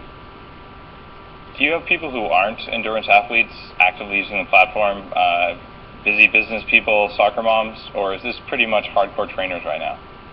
Well, so it's really interesting. It's gone from, we conceived of the product for ourselves. My co-founder Matthew and I are both endurance athletes who performed at a high level. Our scientists quickly said, it's not just athletes, it's not just endurance athletes, it's any athlete. And that has since expanded to, it's not just athletes who are focused on athletics, it's people who are just under stress in general. So, we've got two branches that we're taking the product, two different directions. One is towards executives who are just under a lot of stress and trying to manage that stress. So we did a pilot program started about a year ago through a group called the Energy Lab, where they were working with executives who were under stress and trying to use RestWise just as an indication of how much they should exercise, not to get the most out of it, not to achieve maximum fitness, but just to really get the most benefit from the limited amount of time they had, and benefit being stress reduction and overall sort of physical fitness, not so much performance. So that's one group, and that it turned out to be incredibly useful, not just from the feedback, but also, as you had mentioned, from the process of just going through and saying, being aware of what your stress level is, being aware that your mood is worse than it normally is. And so it was useful not just in trying to make adjustments in their lifestyle, but also in even how they got through the day at work. If you go into work and you know that you've admitted to yourself that your mood is worse than normal. We've had people tell us that it makes them think a little bit differently about how they interact with colleagues while they're at work. So that's one direction. The other really interesting thing that we've kind of stumbled into is use of RestWise for people who are recovering from some sort of medical compromise. And initially, the way this came to us is we had a triathlete who had undergone various treatments for cancer. He'd actually had a series of two different treatments that involved both surgery and chemotherapy. And for about a year after that, he wasn't able to figure out how he should train in this post-cancer life that he was living. So he came to RestWise. RestWise gave him the feedback he needed to adjust his program to something that was appropriate for somebody who'd been through that and his body had been compromised in such a profound way. And he got incredibly good results from that. And through that, we were inspired to do a research project in conjunction with Livestrong and the YMCA, where we studied two groups that were going through an exercise program, one of which was doing the exercise only, and the other was doing the exercise with RestWise as a guide. And the results were actually very compelling and were just presented last week at the Physical Rehabilitation and Medicine Conference in Las Vegas. So, as we've expanded, our fairly narrow notion of RestWise being for endurance athletes has really gone beyond just, even just the pure athletic world. How often do you tell an executive to work out less?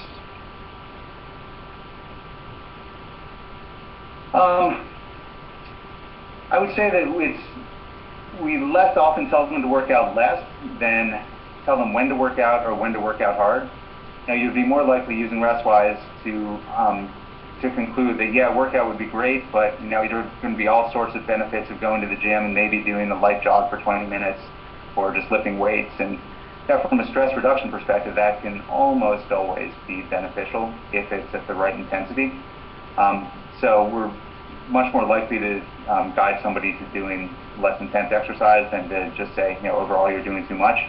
But that said, we have a lot of people who are, triathletes, who are trying to balance training for 3 different sports and performance with being, high-level executives as well. And probably our best known case study of that was somebody named Sammy Inkinen, who is running an online real estate firm with, I think, about 100 employees, and managed to go to the Hawaii Ironman World Championships and finish the race in under 9 hours, which is almost heard of for an amateur, while training only 10 hours a week. So in his case, he was already training a lot, and what RestWise got him to do is train less, mostly because he had such a busy schedule that he had to make the most of the limited time that he had. It's interesting because I was hoping when we first talked, it must have been almost 2 years ago, that you would go in the executive direction. Because when I work with clients, especially triathletes or endurance athletes like marathon runners, I'll ask them to get their cortisol levels drawn, and they're usually CEOs or some kind of high-end, very busy type A executive, and the cortisol levels are always high, and the sleep quality is usually low because the cortisol is so high. So then I'll play around, not as scientifically as you guys are, but I'm like, okay, how many times are you doing intense workouts versus unintense workouts? And for a lot of them, I do heavy 3 times a week instead of every day. And how do you quantify whether someone should do a heavy? Like, if you don't feel good today, you're tired, do a light workout. If you feel good today, like what are the biggest 3 data points that would jump out at you if you were working with someone like that people listening could take home and say, if I feel like this, maybe I ought to take it easy on myself today? Yeah, I mean, what you described is something which is quite common, which is the vicious cycle that you can get into with being overstressed and then not sleeping enough because you're overstressed, and then you're not repairing yourself the way you should be at night, so you're more stressed and you're more vulnerable because of the lack of sleep. So I would say of the things we track, sleep is the number one most important thing. Second, probably the most important quantitative thing is just simply heart rate. That's something that's been used throughout the years as a sign that your body is just not in balance. If you've got an elevated heart rate, it's more than say 5 or 10% above your norm. And then, I mean, I guess the last is really just the power of what you've alluded to twice now, which is just taking a moment, pausing, and whether it's filling out a questionnaire like ours or just being introspective for 30 seconds and really asking yourself, do I feel like I want to do this workout? Am I excited about it? Do I have energy to do it? Or is it something that I'm dragging myself through? Because if it is, if you try to push yourself through something intense, you may do actually really well the first day, but if you keep that attitude, then that's going to catch up with you quite quickly. And how would that manifest when it catches up with you? It's kind of a prolonged period of lethargy, disinterest, and worse ability to sleep, compromised ability to focus and concentrate. All of those are the same signs that you get from excessive stress due to just your lifestyle, but also through training. If someone was to go through a few things on the WHO list of major stressors, like a divorce, death in the family, a major move, that sort of thing, do you think that your test is likely to come up with similar levels of stress measurements as someone who's athletically overtrained? Like, would you expect there to be a big correlation there? Well, so we've, that was the first question that we wanted to answer when we developed the product. So the first thing we did is we did a partnership with UK Sport, which is the science body that supports all of the British Olympic athletes. And they did a study with 2 of their different groups, one of which was comparing RestWise score to a testosterone-cortisol ratio. And based on the results, they ended up using just RestWise and not doing the invasive test because there was a strong enough correlation. So that's testosterone-cortisol, but the bigger variable in that is cortisol, and so we're quite confident that it does reflect changes in cortisol level. So if there was a major life stress like that, it would definitely show up in RestWise. I think the question is, if you went through something like that and it created stress that was prolonged for more than, say, a few weeks, then RestWise calibrates everything against your norm. So if you allowed yourself, you didn't address the root cause of the stress and make some behavioral modifications, and you just got to the point where you'd accepted that level of stress as part of your life, then our questions that are geared towards whether you're normal, below normal, or above normal would start to yield a normal answer, and then your score would kind of recalibrate higher because of that. So the key to using RestWise effectively is to take the information and do something with it to the extent that that's within your control. What are the top 3 things people should do besides modulate the intensity of their workout that they might learn from looking at RestWise, figuring out that their stress levels were high? What other things do you suggest? Well, the way some people use RestWise is to experiment with the other things that we know are really important with respect to recovery and well-being. So RestWise can be helpful if you're experimenting with different diets. If you are changing a training plan to switch a balance from one activity to another, see how much that's compromising your body. Those are again, sleep. Again, to circle back to that, you may use that as a RestWise to if you're experimenting with different times of going to sleep, or different foods that you might be eating that might affect your sleep. RestWise is a good way to quantify and track what the net result is of those various changes that you're making in lifestyle overall. Jeff, thanks a ton for coming in. I know that you're on vacation right now, so thanks for taking a little bit of time to talk with us about stress and how it affects athletes and the rest of us. I really appreciate it. Would you please tell the listeners where they can learn more about what you guys are doing? Sure. Our website is restwise.com. And anyone who's interested enough to want to start tracking their own information, we offer up a free trial. So feel free to jump on board, use it for a month, and then decide whether or not it's something that you want to continue with and pay for. Thanks, Jeff. Have a great rest of your vacation. Thank you, Jeff. Thanks so much. I really appreciate your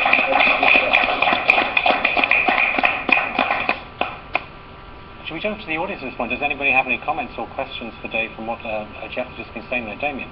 It's a little bit complicated, but I used to do high-intensity training, the 10 to 12-minute thing once a week. It was very intense and high stress. So I was just wondering if there's a difference about the load of stress compared to frequency. So would it be far worse in terms of stress to do one of these super intense workouts once a week versus something that's moderate 3 times a week? That question of how do I feel is going to be the most important one. If you can get a little bit more sleep on one night selectively, I would suggest doing the heavy exercise once a week and getting more sleep that night and maybe the next night. But then the rest of the week, it's not like you should just sit in a chair. You can move, but I wouldn't necessarily do major workouts. It may be different for you, and may be different for someone else. It's going to be very much, even probably controlled in some part by what kind of muscle fiber you have, what kind of condition you're in, what other kinds of stress. I think this is one of those things where Jeff's message there was, how do you feel? Like the color of your urine, really? Well, yeah, the color of your urine will tell you an awful lot about how your system's doing. In fact, when you drink bad coffee, you'll have clear urine, because as soon as you drink bad coffee, your body says, dilute that stuff, get it out of here, and it'll pull moisture out of your blood. It'll get water out of the blood to keep the toxin level in your kidneys as diluted as possible, which is why if you drink bad coffee, a half hour later you have to run to the bathroom, but if you drink good coffee, it doesn't have that effect. Weird things like that. Who would have thought to correlate those things? He's looking at when people are stressed, what does it do? I'm guessing when you're stressed, I don't know their algorithm, but I'm guessing when you're stressed, you're probably going to have more frequent urination, so you have a lighter color sort of thing. So there's all kinds of strange variables there, but they may change from person to person. So for you, 3 moderate intensity workouts might make you feel best, but for someone else who's maybe more on the muscle side of things, they want to do that one intense thing because that's what their body wants. Dr. Terry Walls said, how do you feel? Jeff said, how do you feel?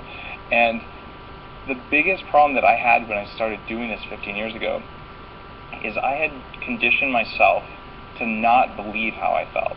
I was actually really afraid that if I listened to how I felt, that I would probably be wrong. And of course we all know that if you're wrong, then that means you're a bad person, right? So you get stuck in this weird cycle where it's hard to actually know that what you're perceiving in your body maps back to a behavior or something. And because there's that uncertainty there, it makes us maybe discount that more so than we should. And this provides a bit of a rational basis for you to think about how you trust your instinct, how you trust your gut feel, and there is value in doing that. I've found that there's also value in getting data, whether it's a structured survey like RestWise, or whether it's getting, data from a heart rate monitor like the one I'm wearing right now. Either one of those things is useful by itself, but when you put them together, you have, I felt this, the data supported it, I have pretty good assuredness that this is the case. If you just go one or the other, okay, maybe I'm sort of telling myself I should be happy now, or I shouldn't feel that, and you get in this weird loop where the automated systems in the body will do something, and then you don't notice it happening, and you get the placebo effect. If you just do the data says everything's good, but you're going, I really feel like crap today, but the data says I'm good, I'm going to work out. Well, either the data collection is wrong, or you're getting the wrong data, or there's a variable you didn't consider. So you've got to have both. Actually, that's not true. You can do one or the other, but if you have both, you'll just kick more ass, which would be the goal. Another question, or should we move on? Let's move on. Let's talk about heart signals. This is a $40 heart rate monitor I bought at Fry's Electronics. It gets pulse oxygen, and it tells your heart rate relatively quickly. So you can get one of these things, and I've even used it on an airplane when someone had a heart attack, and give it to the doctor on the plane, because it'll graph out your heartbeat on one of its many little settings. If you want to know your heart rate very quickly, this is probably the fastest way to do it. And there's a talk online I have about using oxygenation on airplanes, and you can actually track how quickly your oxygen levels drop as the airplane goes up and how quickly they rise. What I discovered in my research there was that I'm one of the people who has a delayed response to low oxygen. So as the airplane's taking off, my oxygen levels in my blood don't correct as quickly as I would like, which may mean that I'm stressed or that I basically didn't get enough sleep, but it tends to be an ongoing thing. But then, as the airplane starts to descend, my response comes on. So as the airplane's starting to land, and for the first hour after I land, I have hyperoxygenated blood. So I get all these amazing ideas right when I'm supposed to be turning off my laptop when the airplane's landing, which is terribly annoying. That's what paper's for, I guess. But most people are not going to know that about themselves unless they're running a little experiment. But if you fly frequently, it's actually not a bad idea to have one of these and see how far down your oxygen levels go. Some people drop into the low 90s, and if you think you're going to get that presentation done and you're at 90% oxygen saturation in your blood as opposed to 98 or 99 where you ought to be, the odds that you're going to perform very well on an airplane are pretty low, which is why vegging out might be the right decision to make on that flight. This device is made by a company called Veridian. It's a SpO2 monitor. You can buy these on Amazon. You can buy these at Walgreens or somewhere. It's a very common thing. Of course, they used to cost hundreds of dollars in the hospital. This talks more about the way the heart talks to the brain, because the heart is really tied in nicely with that automated meat protection system that we have. There's an electric connection with the heart, and we've all seen heart rate monitors, EKGs, things like the Polar monitor that I'm wearing right now. There's a hormonal communication between the heart and the brain. The brain makes hormones that the heart listens to. The heart makes hormones that the brain listens to. Yes, your heart does make hormones. There's a mechanical communication between the two. It's called a pulse wave. And so when the heart beats, there's a physical thing that happens in the brain.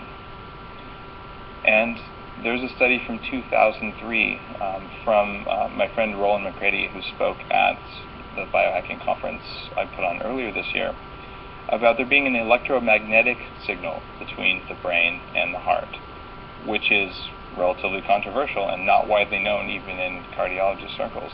But if you take a very sensitive magnetic field detector, there is a field of the shape of a donut around your heart, and it's tipped at 8 degrees to the left, if memory serves, because that's the way your heart is mounted in your rib cage. So you can actually map the direction of the magnetic field. Literally, it looks just like a donut from Dunkin' Donuts, and we know which direction the field flows and everything.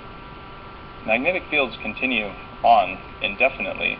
They just get weaker and weaker in power over distance.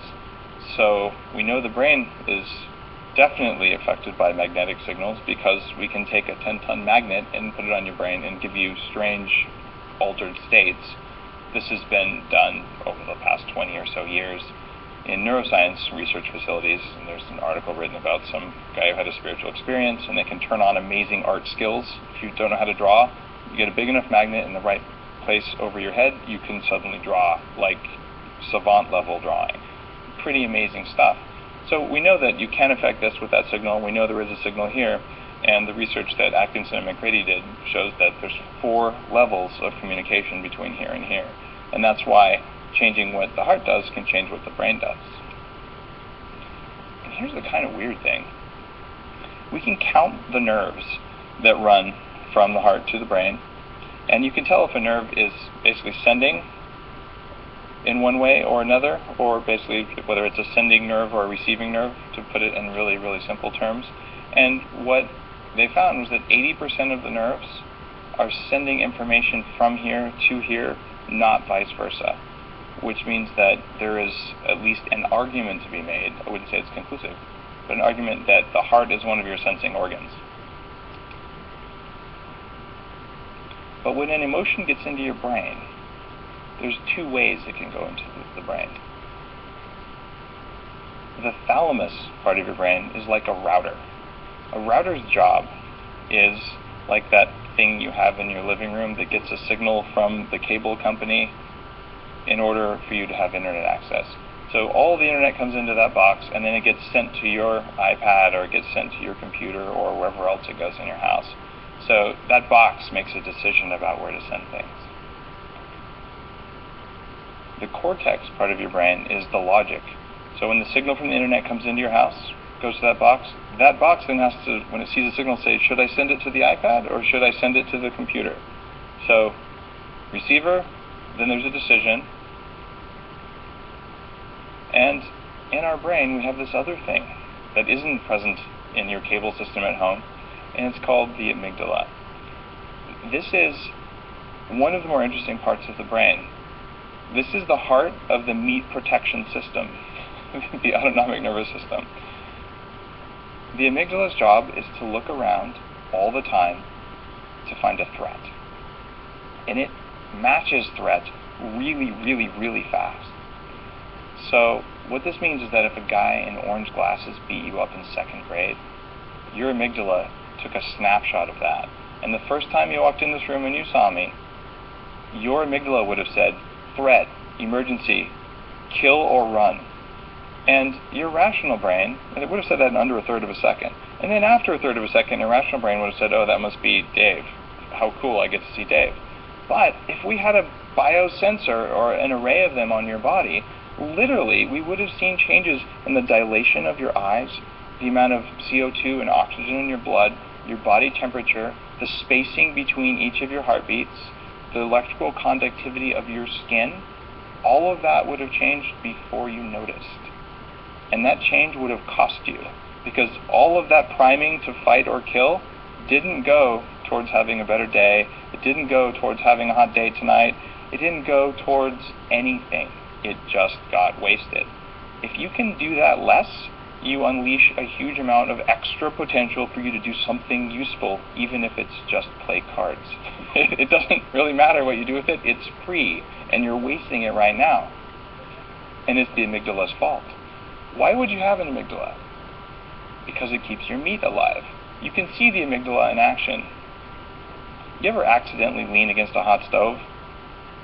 Or touch a hot pan or something? You pull your hand away, and then you realize how hot it was, right? What moved that hand before you thought about how hot it was? Like, I smell burning hand. That's not how we do it. Well, it was the pattern matching. Heat, danger, move. And it happened so fast that you didn't get a serious burn. You were not paying attention. You came too close to the edge of a cliff. Magically, you pulled yourself back from the cliff. Same thing. Fall down, die, get eaten by tigers. That's danger, pattern match danger, move away.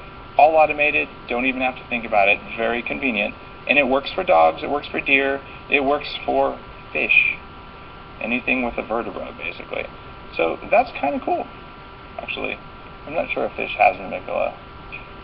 I'm pretty sure if they have a vertebrate, they do. If they have a spine, they do, but don't quote me on that, please. On Twitter, there's someone right now who studies fish, very upset, right? Sure, they're going to be looking. We've already got all the cat lovers out there, so now we've got the fish people. So what this means is that there's a slow track for processing. Your heart, let's say, picks up something like an emotional field, one of these electromagnetic things we're talking about, and it sends some data to the thalamus, to the cortex, to the amygdala. So you went through the logic here. And that's what you want to be able to do when you're dealing with an emotion, whether it's fear or love. There's a heart component. That's why we talk about people dying of a broken heart. Like throughout history, we know that there's a gut feeling and there's a heart feeling. There's books written about your gut brain. There's books written about your heart brain.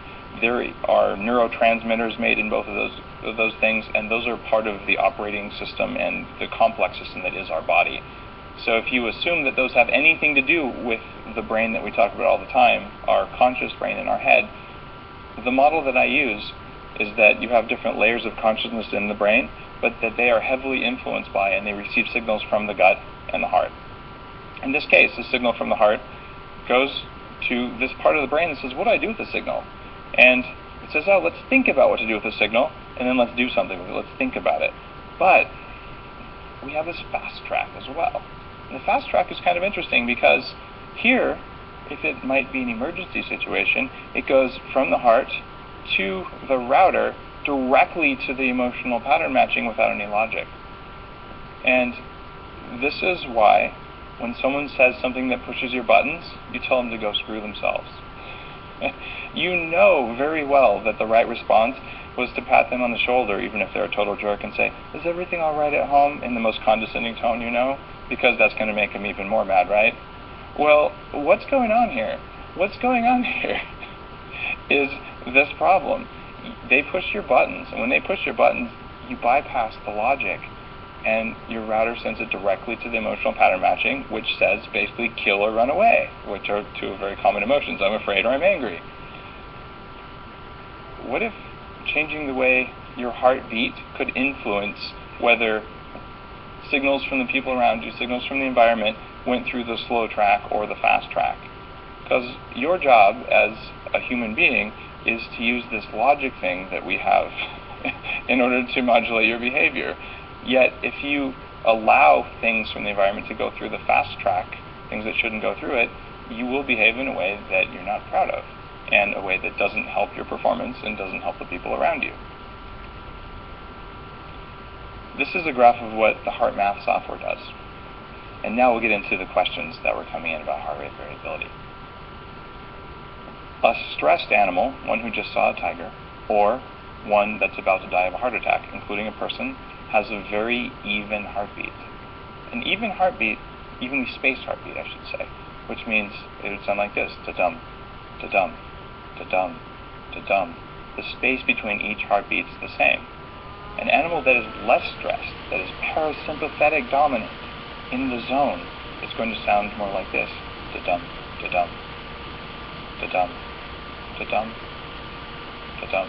You can hear the same number of heartbeats, but spaced out very differently. This is why heart rate isn't that useful of a measure for the kind of things we're doing here, because you could have 60 heartbeats in 10 seconds and no heartbeats the rest of the minute. That's 60 beats a minute. Or you could have one beat exactly every second. Neither of those would be a very healthy pattern, but one beat exactly every second with no spacing would be a sign that something's wrong, that you're highly, highly stressed. No one has heartbeats that are 60 in 10 seconds and then none at all, because that would be called flatlining. But what that illustrates is that there is data in that signal about the spacing between them. When I say the space between a heartbeat, literally, when a heart beats, it's here, and the next time the heart beats is here. You measure, was it a half a second, was it 1 second between these, and then you go to the next heartbeat, and you say, how long was it before the next one happened? And when you graph that out, you get a graph that looks like this. At least it looks like this if you are training yourself to have a highly variable heart rate. So what this here is, this is how many beats per minute. So this heartbeat was at 95 beats per minute. This heartbeat was at 61 beats per minute. So this beat was very fast, this beat was very slow. This beat was fast, this beat was slow. That's an ideal pattern for someone who's parasympathetic dominant. Now, it'd be really cool to say, so all you have to do is just sit here real quick and just change the spacing of your heartbeats. It's really easy. Everyone try. There's no switch for that in your body. It's just not going to happen. You could spend years meditating, but there's a better way. And when you do this right, you feel it very, very noticeably. And I'll show you on another graph here what it looks like when you do something different. Here is when I'm focusing on making my heartbeat coherent, is what we call that, when not only is the spacing variable, but it's rhythmically variable. What that means is that this was, say, exactly a slow heartbeat, a fast heartbeat, this was a slow heartbeat, this was a fast heartbeat, this was a slow heartbeat. I could also go fast, fast, slow, slow, fast, fast, slow, fast, slow, fast. So what I did here that was pretty good is most of the peaks were about the same, most of the troughs were about the same.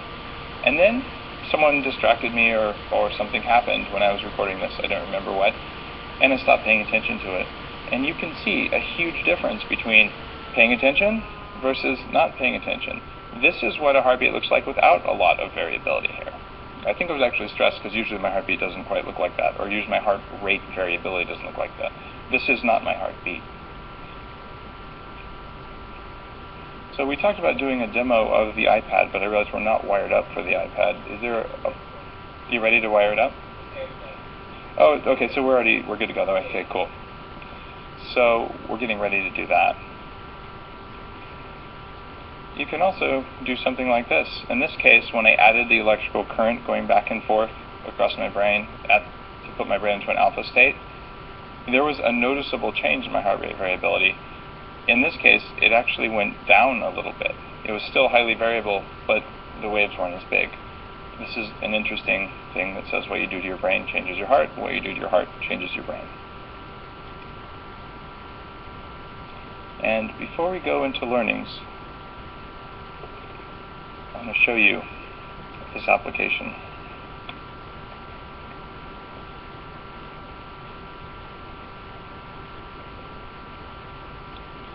Is it coming up?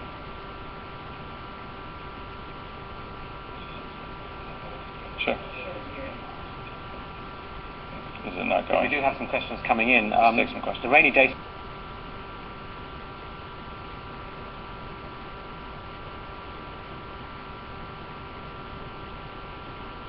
You're going to need to deal with that on like a biochemical basis, probably more so than a training basis, certainly with a physician and all. If I had an enlarged heart, I would ask my physician about things that increase mitochondrial function in the heart, things like potentially coenzyme Q10, anything. Sure.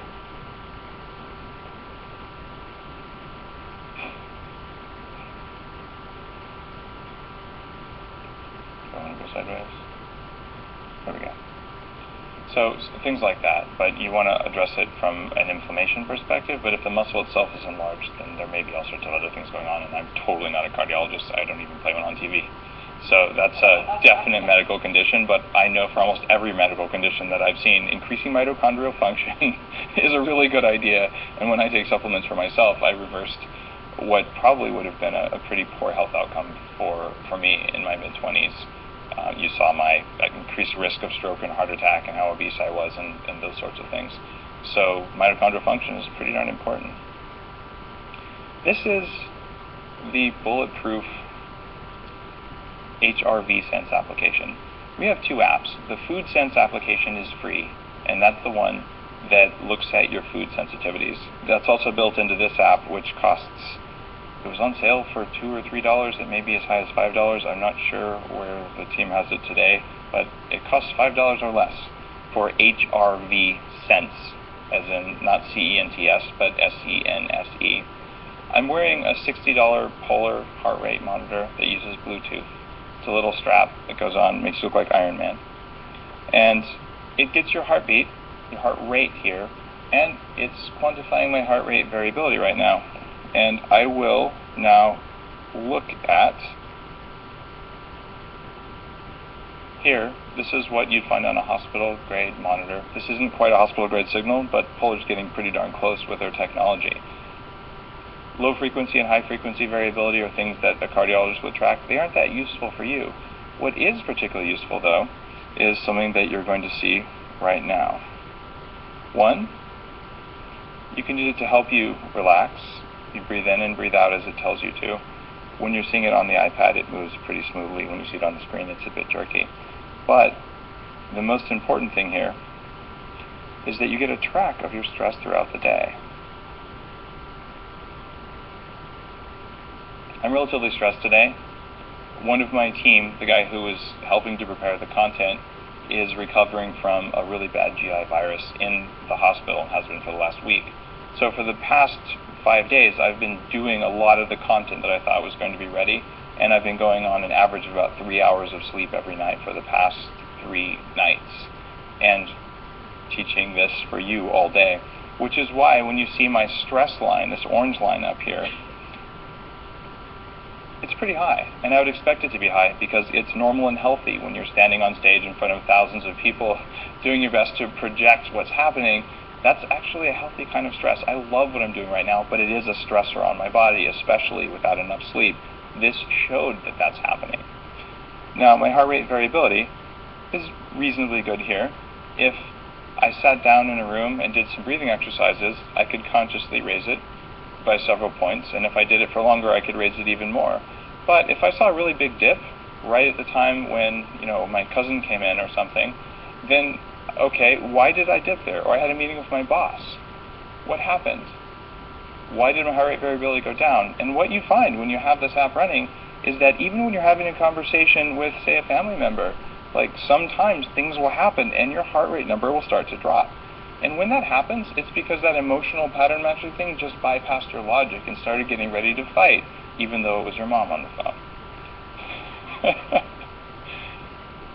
That's kind of cool. You have a thing that tells you when you're about to react in a way you didn't want to react, because you can see your number was at 60 and it's dropping to 50 and then 45. And there's a couple things you can do there. You can take a deep breath, you can hang up the phone. Either one's okay. You should say bye first. But that's exactly the sort of signal that would be very hard to pick up without something reminding you of what you're doing. And when you look at this blue stuff over here, that is just my plain heart rate.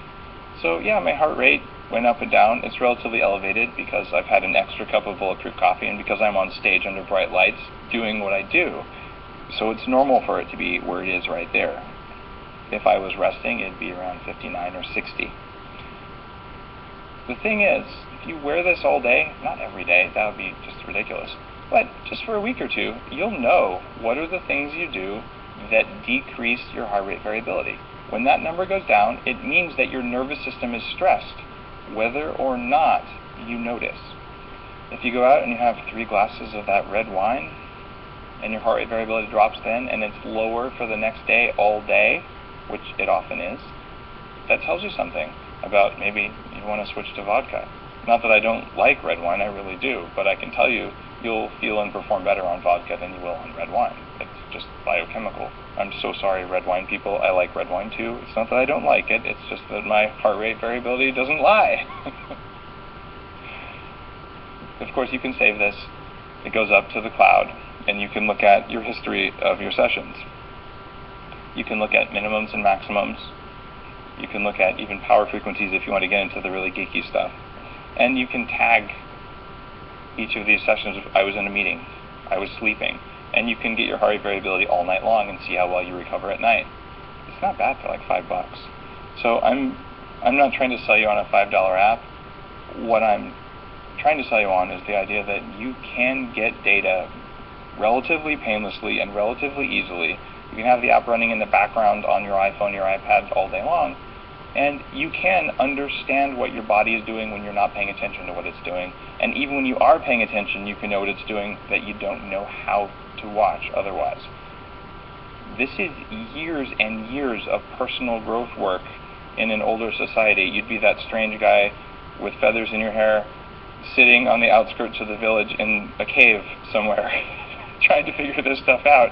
if you didn't have the ability to have technology to let you apply what's normally a very hard to develop skill, to make it an easy to develop skill so you can do whatever it is that you wanted to do. The other app, the free one, I'll show you as well, which is called FoodSense. I haven't done it today because this is built into the other app that uses the hard strap, but this is the free one that I talked about yesterday. And here you literally say you want to measure your pulse, and you can say heart rate monitor, or you can say manual entry here because it knows I have a heart rate monitor. Difficult for the viewers to see. I couldn't find the extension. There we go. Thank you for the reminder. So here you can use a heart rate monitor, or you can type the number in if you get it from somewhere else. But on the iPhone, not the iPad, you can put your finger over the flash and over the camera, and it'll automatically do everything. You just leave your finger there for a minute, and it'll collect your pulse. In this case, I'm going to get it from a heart rate monitor. And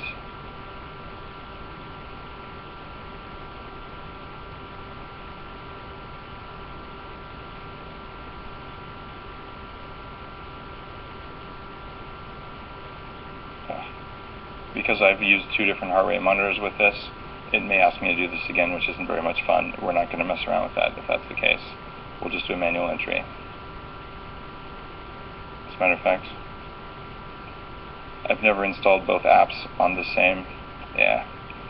Never mind, we're not doing that on the iPad. It's the same app essentially that you just saw with HRV Sense, but it's one only for using on your finger with the flash. It's just that this device, the flash doesn't work like it does on an iPhone, so I'm not going to try and troubleshoot that demo while we're doing it. The main point there is heart rate does one thing, and that's what we're getting from the FoodSense. Heart rate variability does a different thing, and that's what we're getting with heart rate variability, or HRV Sense. They're both extremely useful, but for very different things. I was also using this for the last few weeks, and you also have the functionality for the HRV recovery when you track it in the mornings. Did you want to explain that? You can detect there's 3 different things you can do with the main app. You can detect your stress all day long, which I find to be the most fascinating one because you can see how you're responding to what's around you. But if you're looking at overtraining status, you can look at how quickly your heart rate recovers in the morning, and there's also a training module. And for length in this class, we're not going to go into detail on those other 2 settings, but it's a relatively rich feature set to let you get data, whether it's for training, whether it's for detecting overtraining, or it's just for detecting and controlling stress throughout the day. Now, this is different from the device we saw the other day, the heart rate variability training device from HeartMath. This is the $99 inner balance sensor.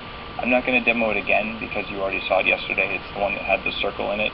It got big and small. I also carry these, and I use this frequently because it's a very tiny sensor. You don't need to wear a chest strap with it. And if you want to teach yourself to put yourself into a parasympathetic dominant state, this is the fastest way that I know of to do it. If you want to know if you're doing a good job all day long, this heart rate monitor plus HRV Sense is the best way to do it. If you're sitting at home going, I have no idea, that's too big of a decision, flip a coin. They both do really good things. Coming in about the app, this one I think you may already have touched on, so apologies, but Drakner was just basically asking, does the app record all the time, or do you need to be actively using it? I think you said it does run in the background. It records all the time, runs in the background, and it's got a pretty decent range. It's a Bluetooth range, so if you leave this on your desk, you're fine. If you leave it on your desk and go to the conference room in the other building, there'll be a gap in your signal. And Snowcat is asking, do you have a particular polar HRM you recommend for use with your HRV app? I think this is the H7, or someone will Twitter from my team probably. I'm forgetting the exact model number. Yes, I saw a question somewhere out here. I mean, just to help you, that the H6 does the same as the H7, okay. So it could be either. Yeah, I think I have the H7. That's the one that the developers recommend. I've worked with Sweetwater on the development of this app, so this would be the H7 then. Thanks for the reminder. All sorts of comments, and I know you've answered this already, but people are asking, is there going to be an Android version of this at some point available? I have a phone call scheduled for Monday with the developers about an Android version. I'm a very small company, right? Like I do this stuff because like, ooh, I want that, but like, I can't get it anywhere else. So I want to do it for myself, and then I put it out there. And I actually have an Android device. It just isn't very fast. So yeah, I'm talking to developers. It just takes a lot for small companies to develop for both platforms, and this will not work with HTML5 for all you geeks out there. But I do have some other HTML5 apps that will be cross-platform, and all of my future apps, the plan is to make them cross-platform. But please don't post on Facebook Android with a question mark one more time, because I'll cry. All right. So obviously this runs on Bluetooth, as you mentioned, and Derek W.W. Wyatt has been talking about electronic interference with your body the other day, as we were in the first day. How does Bluetooth add to messing with your body's electric field? I think it does. I would not want to wear a Bluetooth heart rate monitor 24/7 for the rest of my life. I don't think it would be particularly healthy. So I use this to learn, but I don't use it to monitor all the time. If there was a non-invasive way to do it that didn't even require an EMF field on my body, I would love to do that. You probably will be able to do this coming up here. Some of the new video game boxes, like the new Microsoft one, even from across the room, they can get your heart rate by looking at the change in the color of your face. Every time your heart beats, you turn red. You didn't know that? You actually do. You just can't see that it turns red like that. So eventually, we may have it to the point where the camera on your iPhone will be able to tell you your heart rate variability, or one of those Android devices too. It'll be able to do that, but it'll do it remotely by looking at your face with a camera. We're not there, but it's coming, and it's coming probably faster than most people think. Right, so we just have about 7 minutes before our lunch break. Can we do more questions, or did you have more to get through? Let me cover the learning slide here, and then great. I think that we can have some more questions. Great. What I learned from working on my own heart rate variability is that conscious control of it's not even that hard to do. I'm a certified heart math coach, and I'm an advisor to the heart math company. And when you sit down with someone and you spend a half hour walking through, they always get it. Most people, when they plug the device in, they start breathing, they realize there's some little thing I do, and we don't have words for it. But it's like you tell someone, balance on a bike, and they say, how do I do it? I don't know how to balance. And you say, well, you do that thing where you like lean this way, then you lean that way. There isn't a word for how to balance. We just say you do it. So the equivalent for your heart is there's a way to do it, and there's a little switch inside your body, and this illuminates the switch for you, so you can start playing with it. You're less of a jerk when you've trained your heart rate variability. You get less road rage, you're nicer to other people, it actually works. Even though I've done a lot of neurofeedback and I'm a pretty calm guy, I noticed that if I was doing heart rate variability monitoring in traffic, when someone would cut me off, every time the light would turn red, which meant I was going into I want to kill that guy mode. So it took about 2 weeks of driving where I could see the sensor without touching it, which would be illegal. Or I could see the sensor just setting the phone on the dashboard before I could realize, all right, someone cuts me off or doesn't cut me off, my heart rate variability doesn't change. I literally trained my nervous system to stop wanting to kill the other drivers because it was wasting my time. Your cortisol goes down when you do this, and that's pretty well known, but I noticed it myself. And in fact, when I started doing this training, I had a lower cortisol level. This was a blood measurement, but it was 107, which is the lowest I have in 7 years. And I spent more time, subjective, but still valuable data. I felt like things were easier. And emotional management gets better. We just already talked about the bulletproof apps, so this is just the slide that I was going to use to introduce them to you, but I jumped the gun because I was too excited about it. From there, we have 5, maybe 4 minutes left. Let's do a couple more questions. Fantastic. Well, I can't tell you how many pages of questions there are for you, Dave, so it's great that we have at least a few minutes here. A question from Cooper is decreased heart rate variability while adapting to become a fat burner by restricting carb intake normal? And if so, can you talk more about that effect? And he's in London. Increased heart rate variability or decreased? Decreased. Did I say increased? Decreased. Oh, so someone's adapting to fat burning and the heart rate variability dropped? Right. It's because when you're adapting to fat burning, especially if you're losing extra weight, it is a stress on the system. And this is why when we talked about bulletproof intermittent fasting, I suggest maybe even taking an adrenal glandular, or doing it when you're well enough rested. If you're super, super stressed, and you throw the stress of intermittent fasting on the body, or the stress of, say, taking ice baths, those are all stressors that stack on top of each other. So whether the stress came from throwing a kettlebell around, or jumping rope, or from a death in the family, it's a big bucket of stress, and you can pour stress in from however it's going to come from.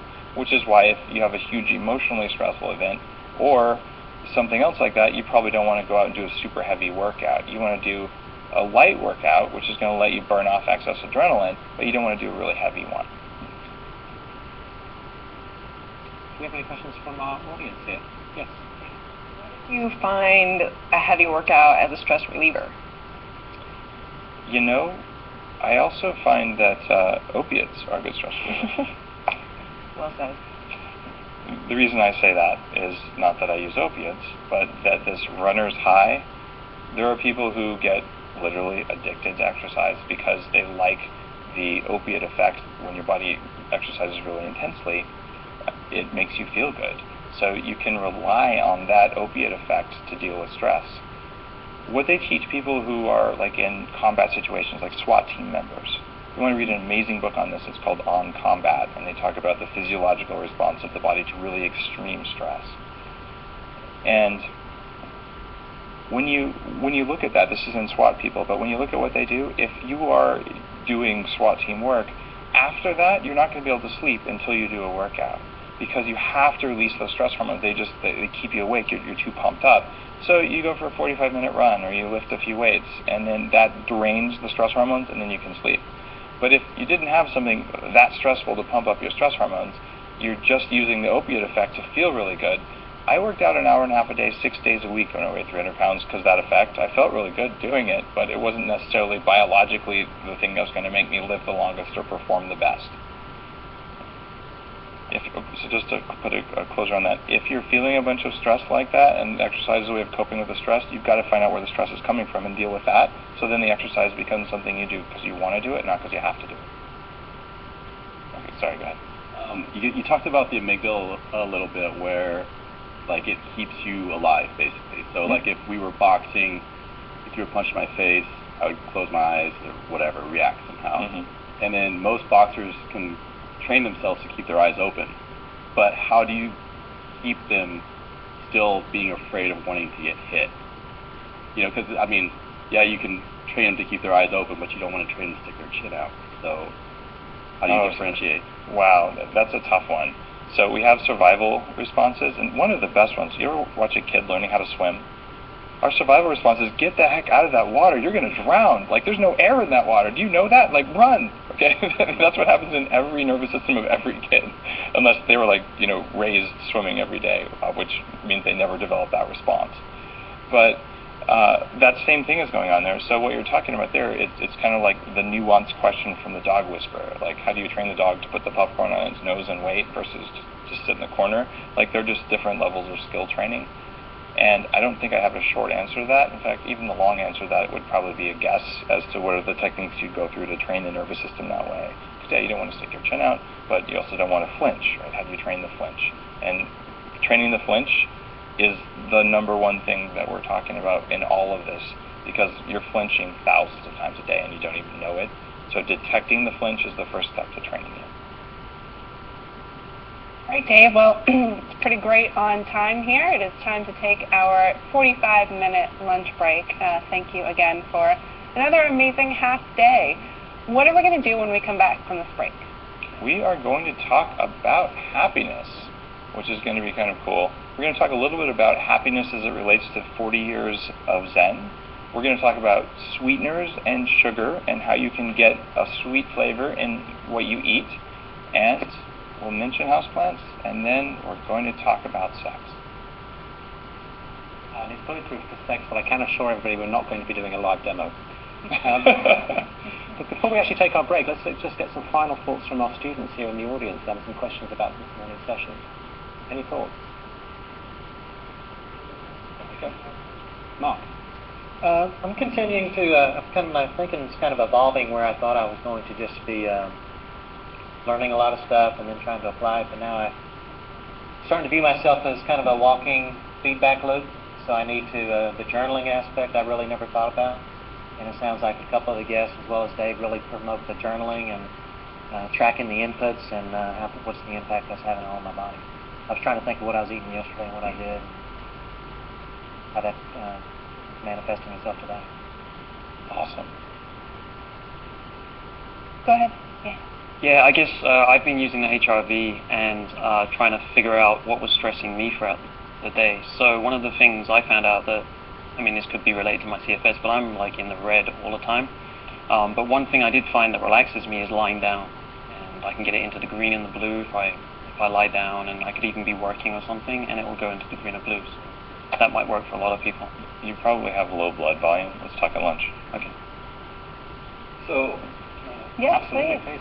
So, like, because I own a gym, there's 400 people that are constantly coming to you with questions about how to get better.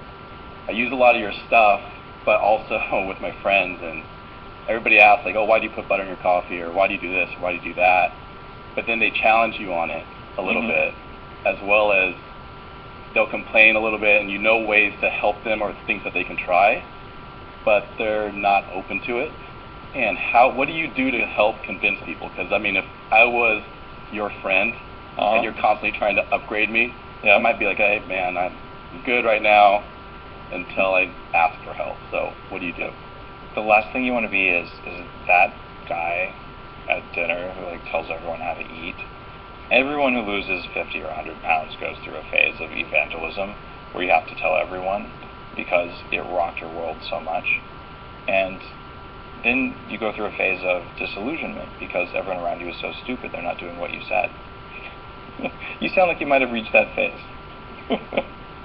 And what it comes down to is when people want to hear that stuff, they'll see what you're doing and they'll ask. And the rest of the time, just do it. And if they ask, answer the question, but don't tell them what to do. And then maybe they'll ask, maybe they'll take it, maybe they won't. But whether they do or they don't isn't a reflection of the quality of your gym or the quality of your teaching or the quality of you.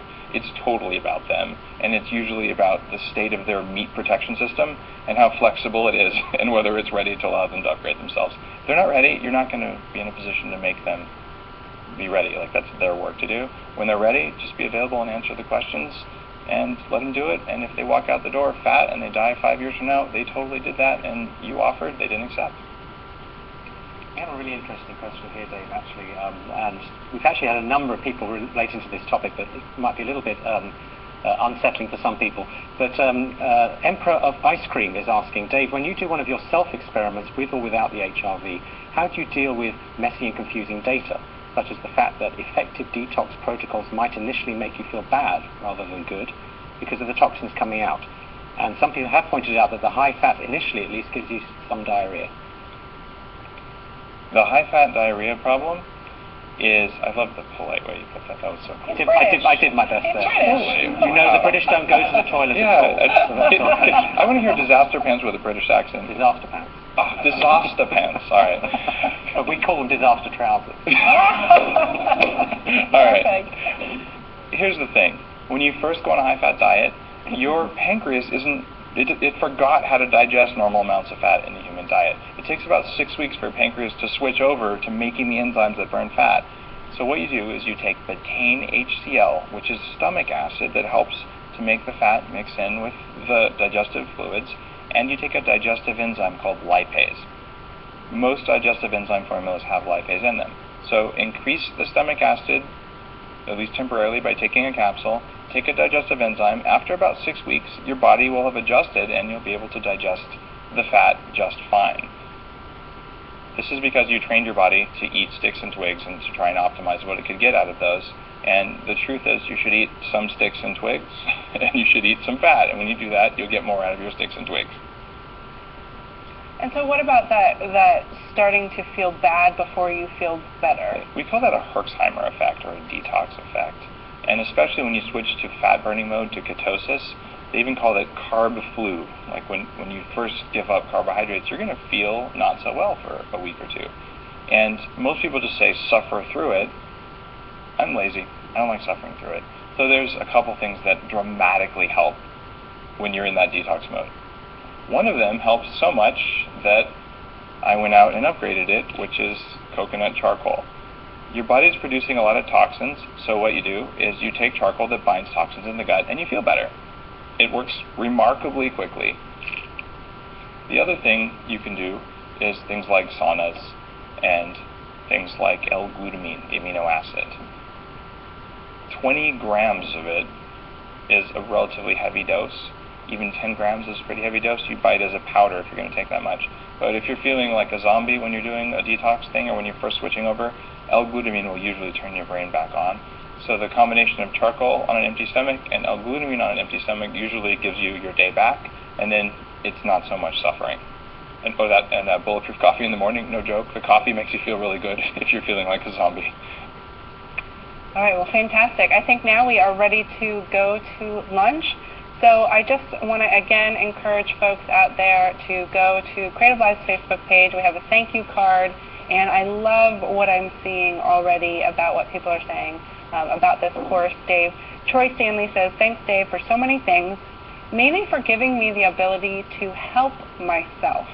Keep it up. I'll keep listening and buying and hopefully grow to help the effort. And then Cat21 said, I totally respect this dude. He's so awesome to share all of this knowledge. So respect, awesomeness. And I really do love that part from Troy Stanley about the ability to help myself.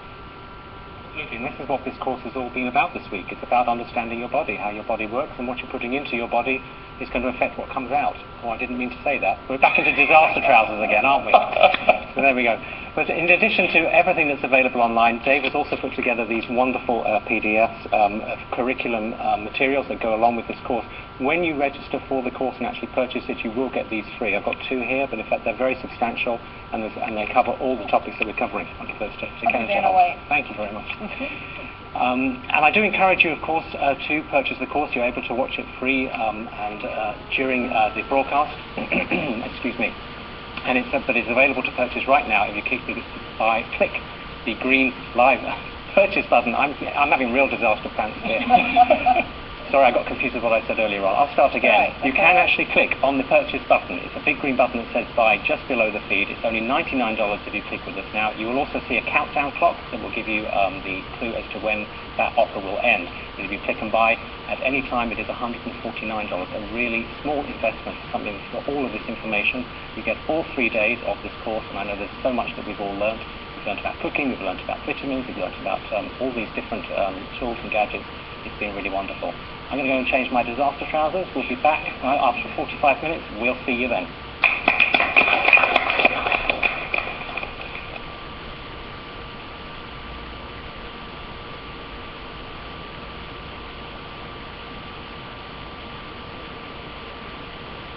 Start with a simple idea. Think more, drink coffee. Stop thinking, stop talking, start doing. Hatch a design, kill the design. More coffee. Design something original. Okay, not that original. This original. Now it's time to make something. Do it again and again. That's good. Pick out the sequences. Call them the creators. Call them the photographers. Call them the nerds. Not those nerds. Those nerds. Blow off lunch. Blow off dinner. Blow off weekend. Sleep. Okay, maybe not tonight. More coffee. Build a prototype. Lay it out. Design it. Complete it. Start over. Build another prototype. Lay it out. Design it. Love it. That's good. Pick out the sequences. Why? Because they will be compromised. Compromise leads to this. Okay, back to it. More coffee. Give it some multimedia. Give it video. More video. Never too much video. Make it mobile. Give it larger spread. Bigger. No, bigger. Make it free. Uh-oh, the finance guy. You can't do that. Pick out the finance guy. Get it online. Tweak, tweak, tweak, tweak. Stop. Launch it worldwide.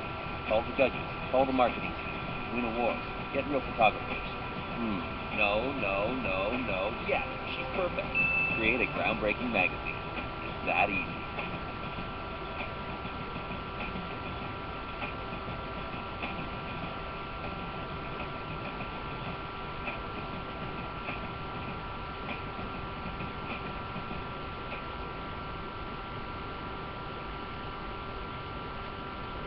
Hey everybody, how's it going? I'm Chase Jarvis, co-founder here at Creative Live, and from September 16th to the 21st, we've got an event of a lifetime coming at you. We're calling it Photo Week.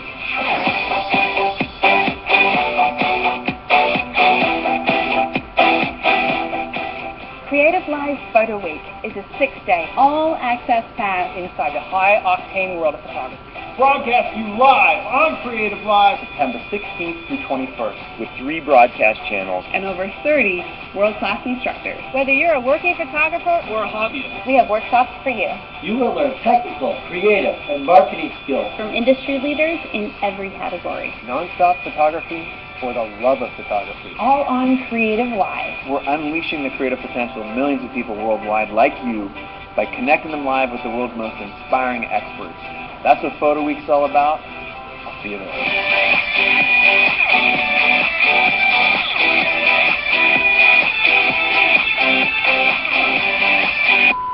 6 days, 3 channels, over 30 instructors. If that isn't a total shebang! Your head's gonna explode. Rock and roll. Come on down to Crazy Eddie. It's going to be Crazy stupid. awesome. Woohoo!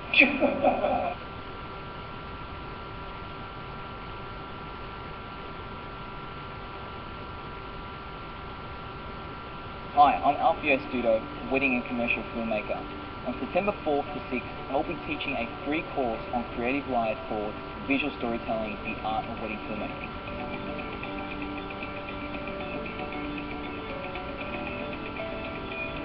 On day 1, I'll discuss the essentials in building a client base and developing strong relationships with your clients well before the wedding day.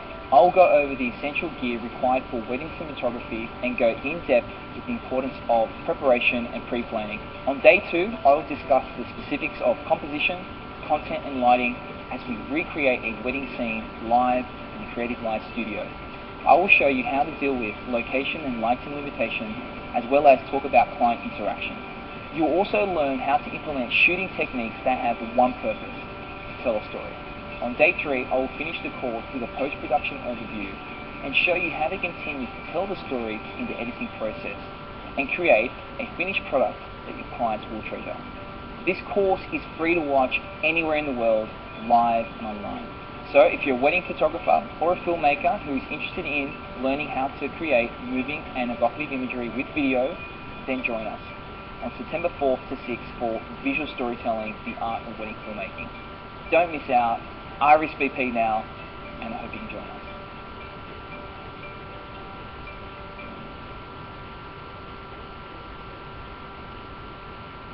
Hi, I'm Melanie Duncan, and on September 4th, 5th, and 6th, I'm going to be teaching a course called Unlocking the Power of Pinterest, live on Creative Live. I'll see you there. A lot of creative professionals are very good at what they do. What they really struggle with is getting in front of the right audience and the right prospective clients and customers. I'm going to teach you how to use Pinterest to build a massive audience and also to monetize that audience. On day 1, I'm going to teach you how to create captivating content on Pinterest and also show you what's working now. On day 2, I'm going to teach you how to increase your visibility online and show you step-by-step how to build a massive Pinterest following. I'm also going to walk you through how to set up a successful Pinterest contest. Finally, on day 3, I'm going to walk you through how to market your events, sales, and promotions on Pinterest and teach you how to use your page to build a personal brand. This course is great for anyone who's looking to build a bigger audience and get their products and services in front of more people online. We'll also be talking about how to use a Pinterest account for business strategically. Believe it or not, it's a lot different than how you use your personal account. This course is free to watch anywhere in the world live.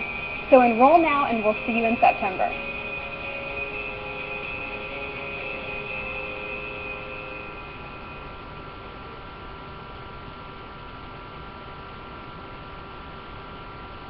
Hi, I'm Devin Duncan, and on September 7th, 8th, and 9th on Creative Live, I'll be teaching a class called How to Make Your Website Work For You. Many people have websites that are little more than glorified business cards. This makes it difficult for you to have a real connection with your customers and make money doing what you love. This course is going to change all that. We're going to teach you how to actually be achieving goals, connecting with your customers, and seeing results from your website. On day 1, we'll be covering which social media platforms are best for your business and audience. And don't be fooled. You don't need to be using all of them. We'll be covering which strategies to use so you can best achieve your goals. On day 2, we'll cover how to build a profitable relationship with your customers. and how to develop those relationships almost on autopilot. And finally, on day 3, we'll be covering how to sell without being too salesy. I'll be sharing some tips with you that you have to do, but also things that you must avoid. This course is for people that are frustrated with their online presence. Maybe you're not getting the traffic that you want, or the sales you feel you deserve for the work you're putting in. This course will help you solve the frustration and make your website work for you. This course is 100% free to watch online from anywhere in the world. So enroll now and start taking the steps to make your website work for you. I'll see you in September.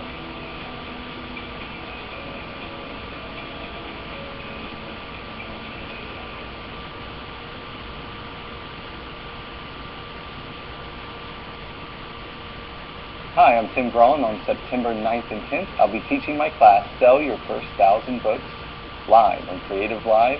See you there.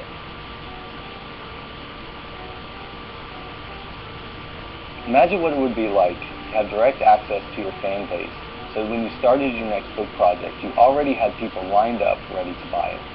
The problem is that there's just too much advice swirling around out there about Facebook and Twitter and blogging and podcasting and everything else, and there's nothing to really pull it together. So that's the problem I'm going to solve with my course. I'm going to teach you how you can build your platform, connect with readers, and sell more books. On day 1, we'll start by looking at the connection system, the online marketing framework that anyone can use to immediately start building their platform. Then we'll move on to permission. And permission is the way that you stay in contact with people in a way that reliably drives action and sales. And then next we'll look at content and how content can be easily produced and how it can drive the rest of your marketing efforts. On day 2, we're going to continue with content, and we're going to show you how content drives outreach. And outreach is very simply moving people from not knowing you exist to knowing you exist. And then we'll talk about how permission, content, and outreach all work together in the connection system to build your platform. And finally, we're going to bring in a special guest, Hugh Howey. He's the best-selling author of Wool and the #1 selling self-published author last year.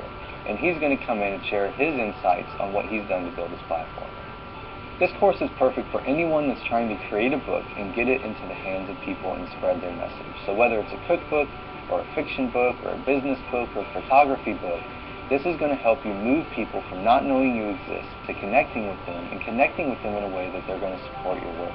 This course is free to watch live anywhere in the world, so enroll now and I'll see you in September.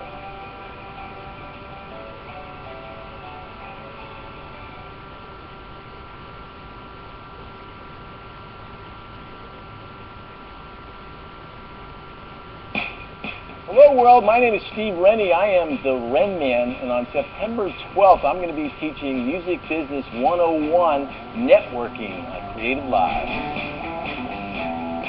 If you're trying to get a start in the music business, folks, you've probably already figured out that it's all about who you know. Your network is everything.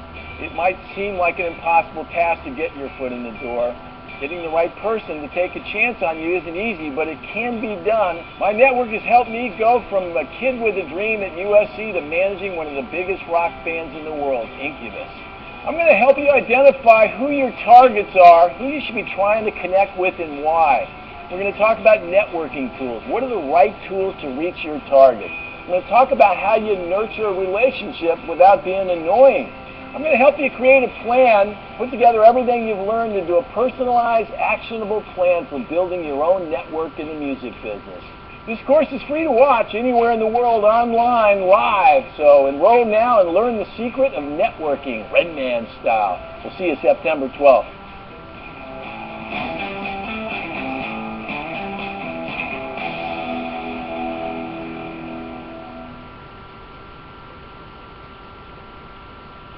I'm Cameron Argon, commonly known as Big Chocolate, and I'm a music producer.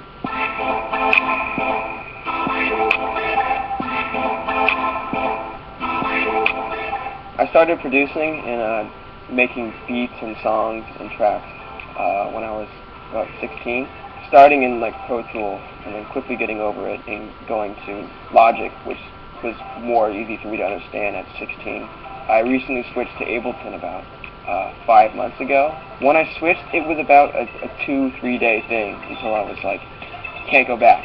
I gotta use this. Workflow to me is the most important element in making music. If a track flows right, meaning you sit down and you just keep working continuously. You don't need to sit on it or anything. It can be done within a few hours. With Ableton, there's a lot less disconnect from music. The technology wall between you and your ideas is a lot shorter than a lot of the other programs out today. As a producer, Ableton really allows me to get my ideas done efficiently.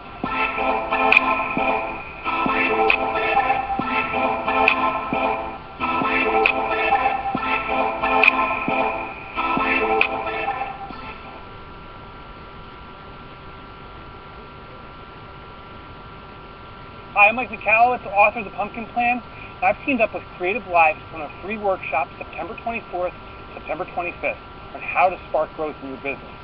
It's time you join me.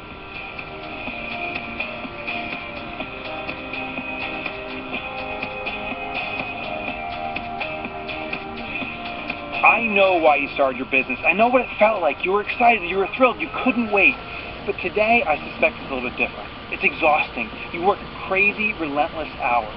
If you follow the methods of a colossal pumpkin farmer, you will experience colossal growth yourself.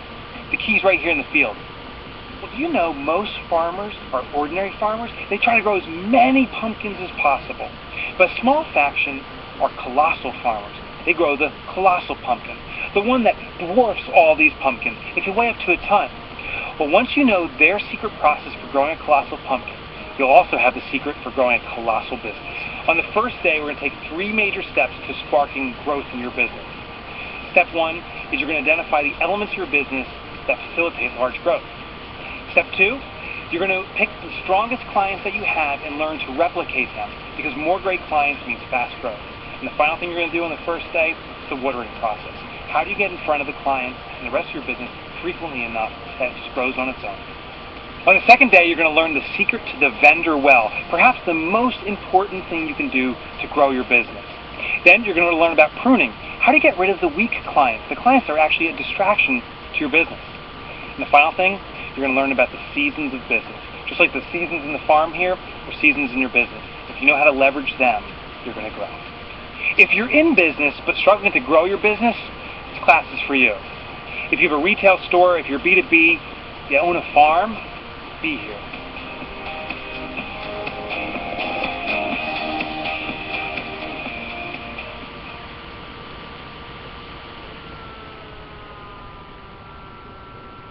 I'm Eyal Levy at Audiohammer Studios, and on September 25th, I'll be teaching you digital drums with Easy Drummer at Creative Live.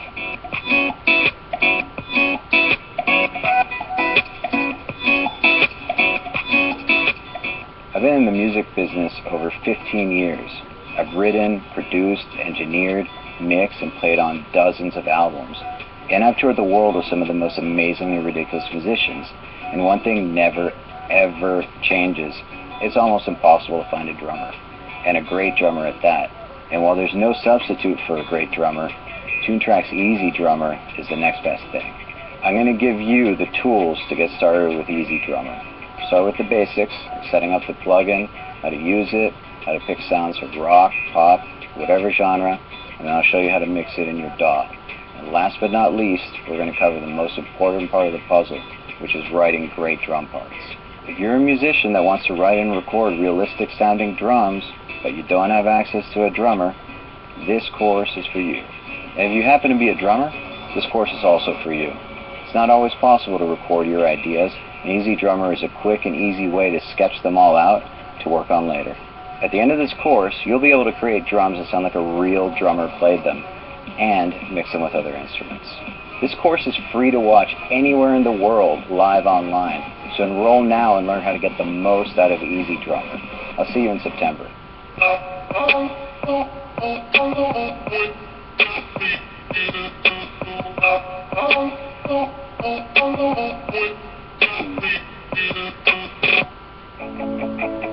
Who do you want to see next in Creative Live? I'm Craig Swanson, and we want to hear from you. Go to creativelive.com/suggest, where we've created a special forum for you to tell us who you would like to see next in this Creative Live classroom. Creative Live is here to help you unleash your creative potential by bringing you the world's best experts in this unique live worldwide creative classroom, and helping you build a sustainable business and lifestyle around your creative endeavors. We're looking for your suggestions for the best instructors in design, business, filmmaking, photography, audio, and software training. Tell us the name of your dream instructor, what you want them to teach, and if they are already teaching, give us a link to their current workshop or classes. This is your classroom, and we are listening to you.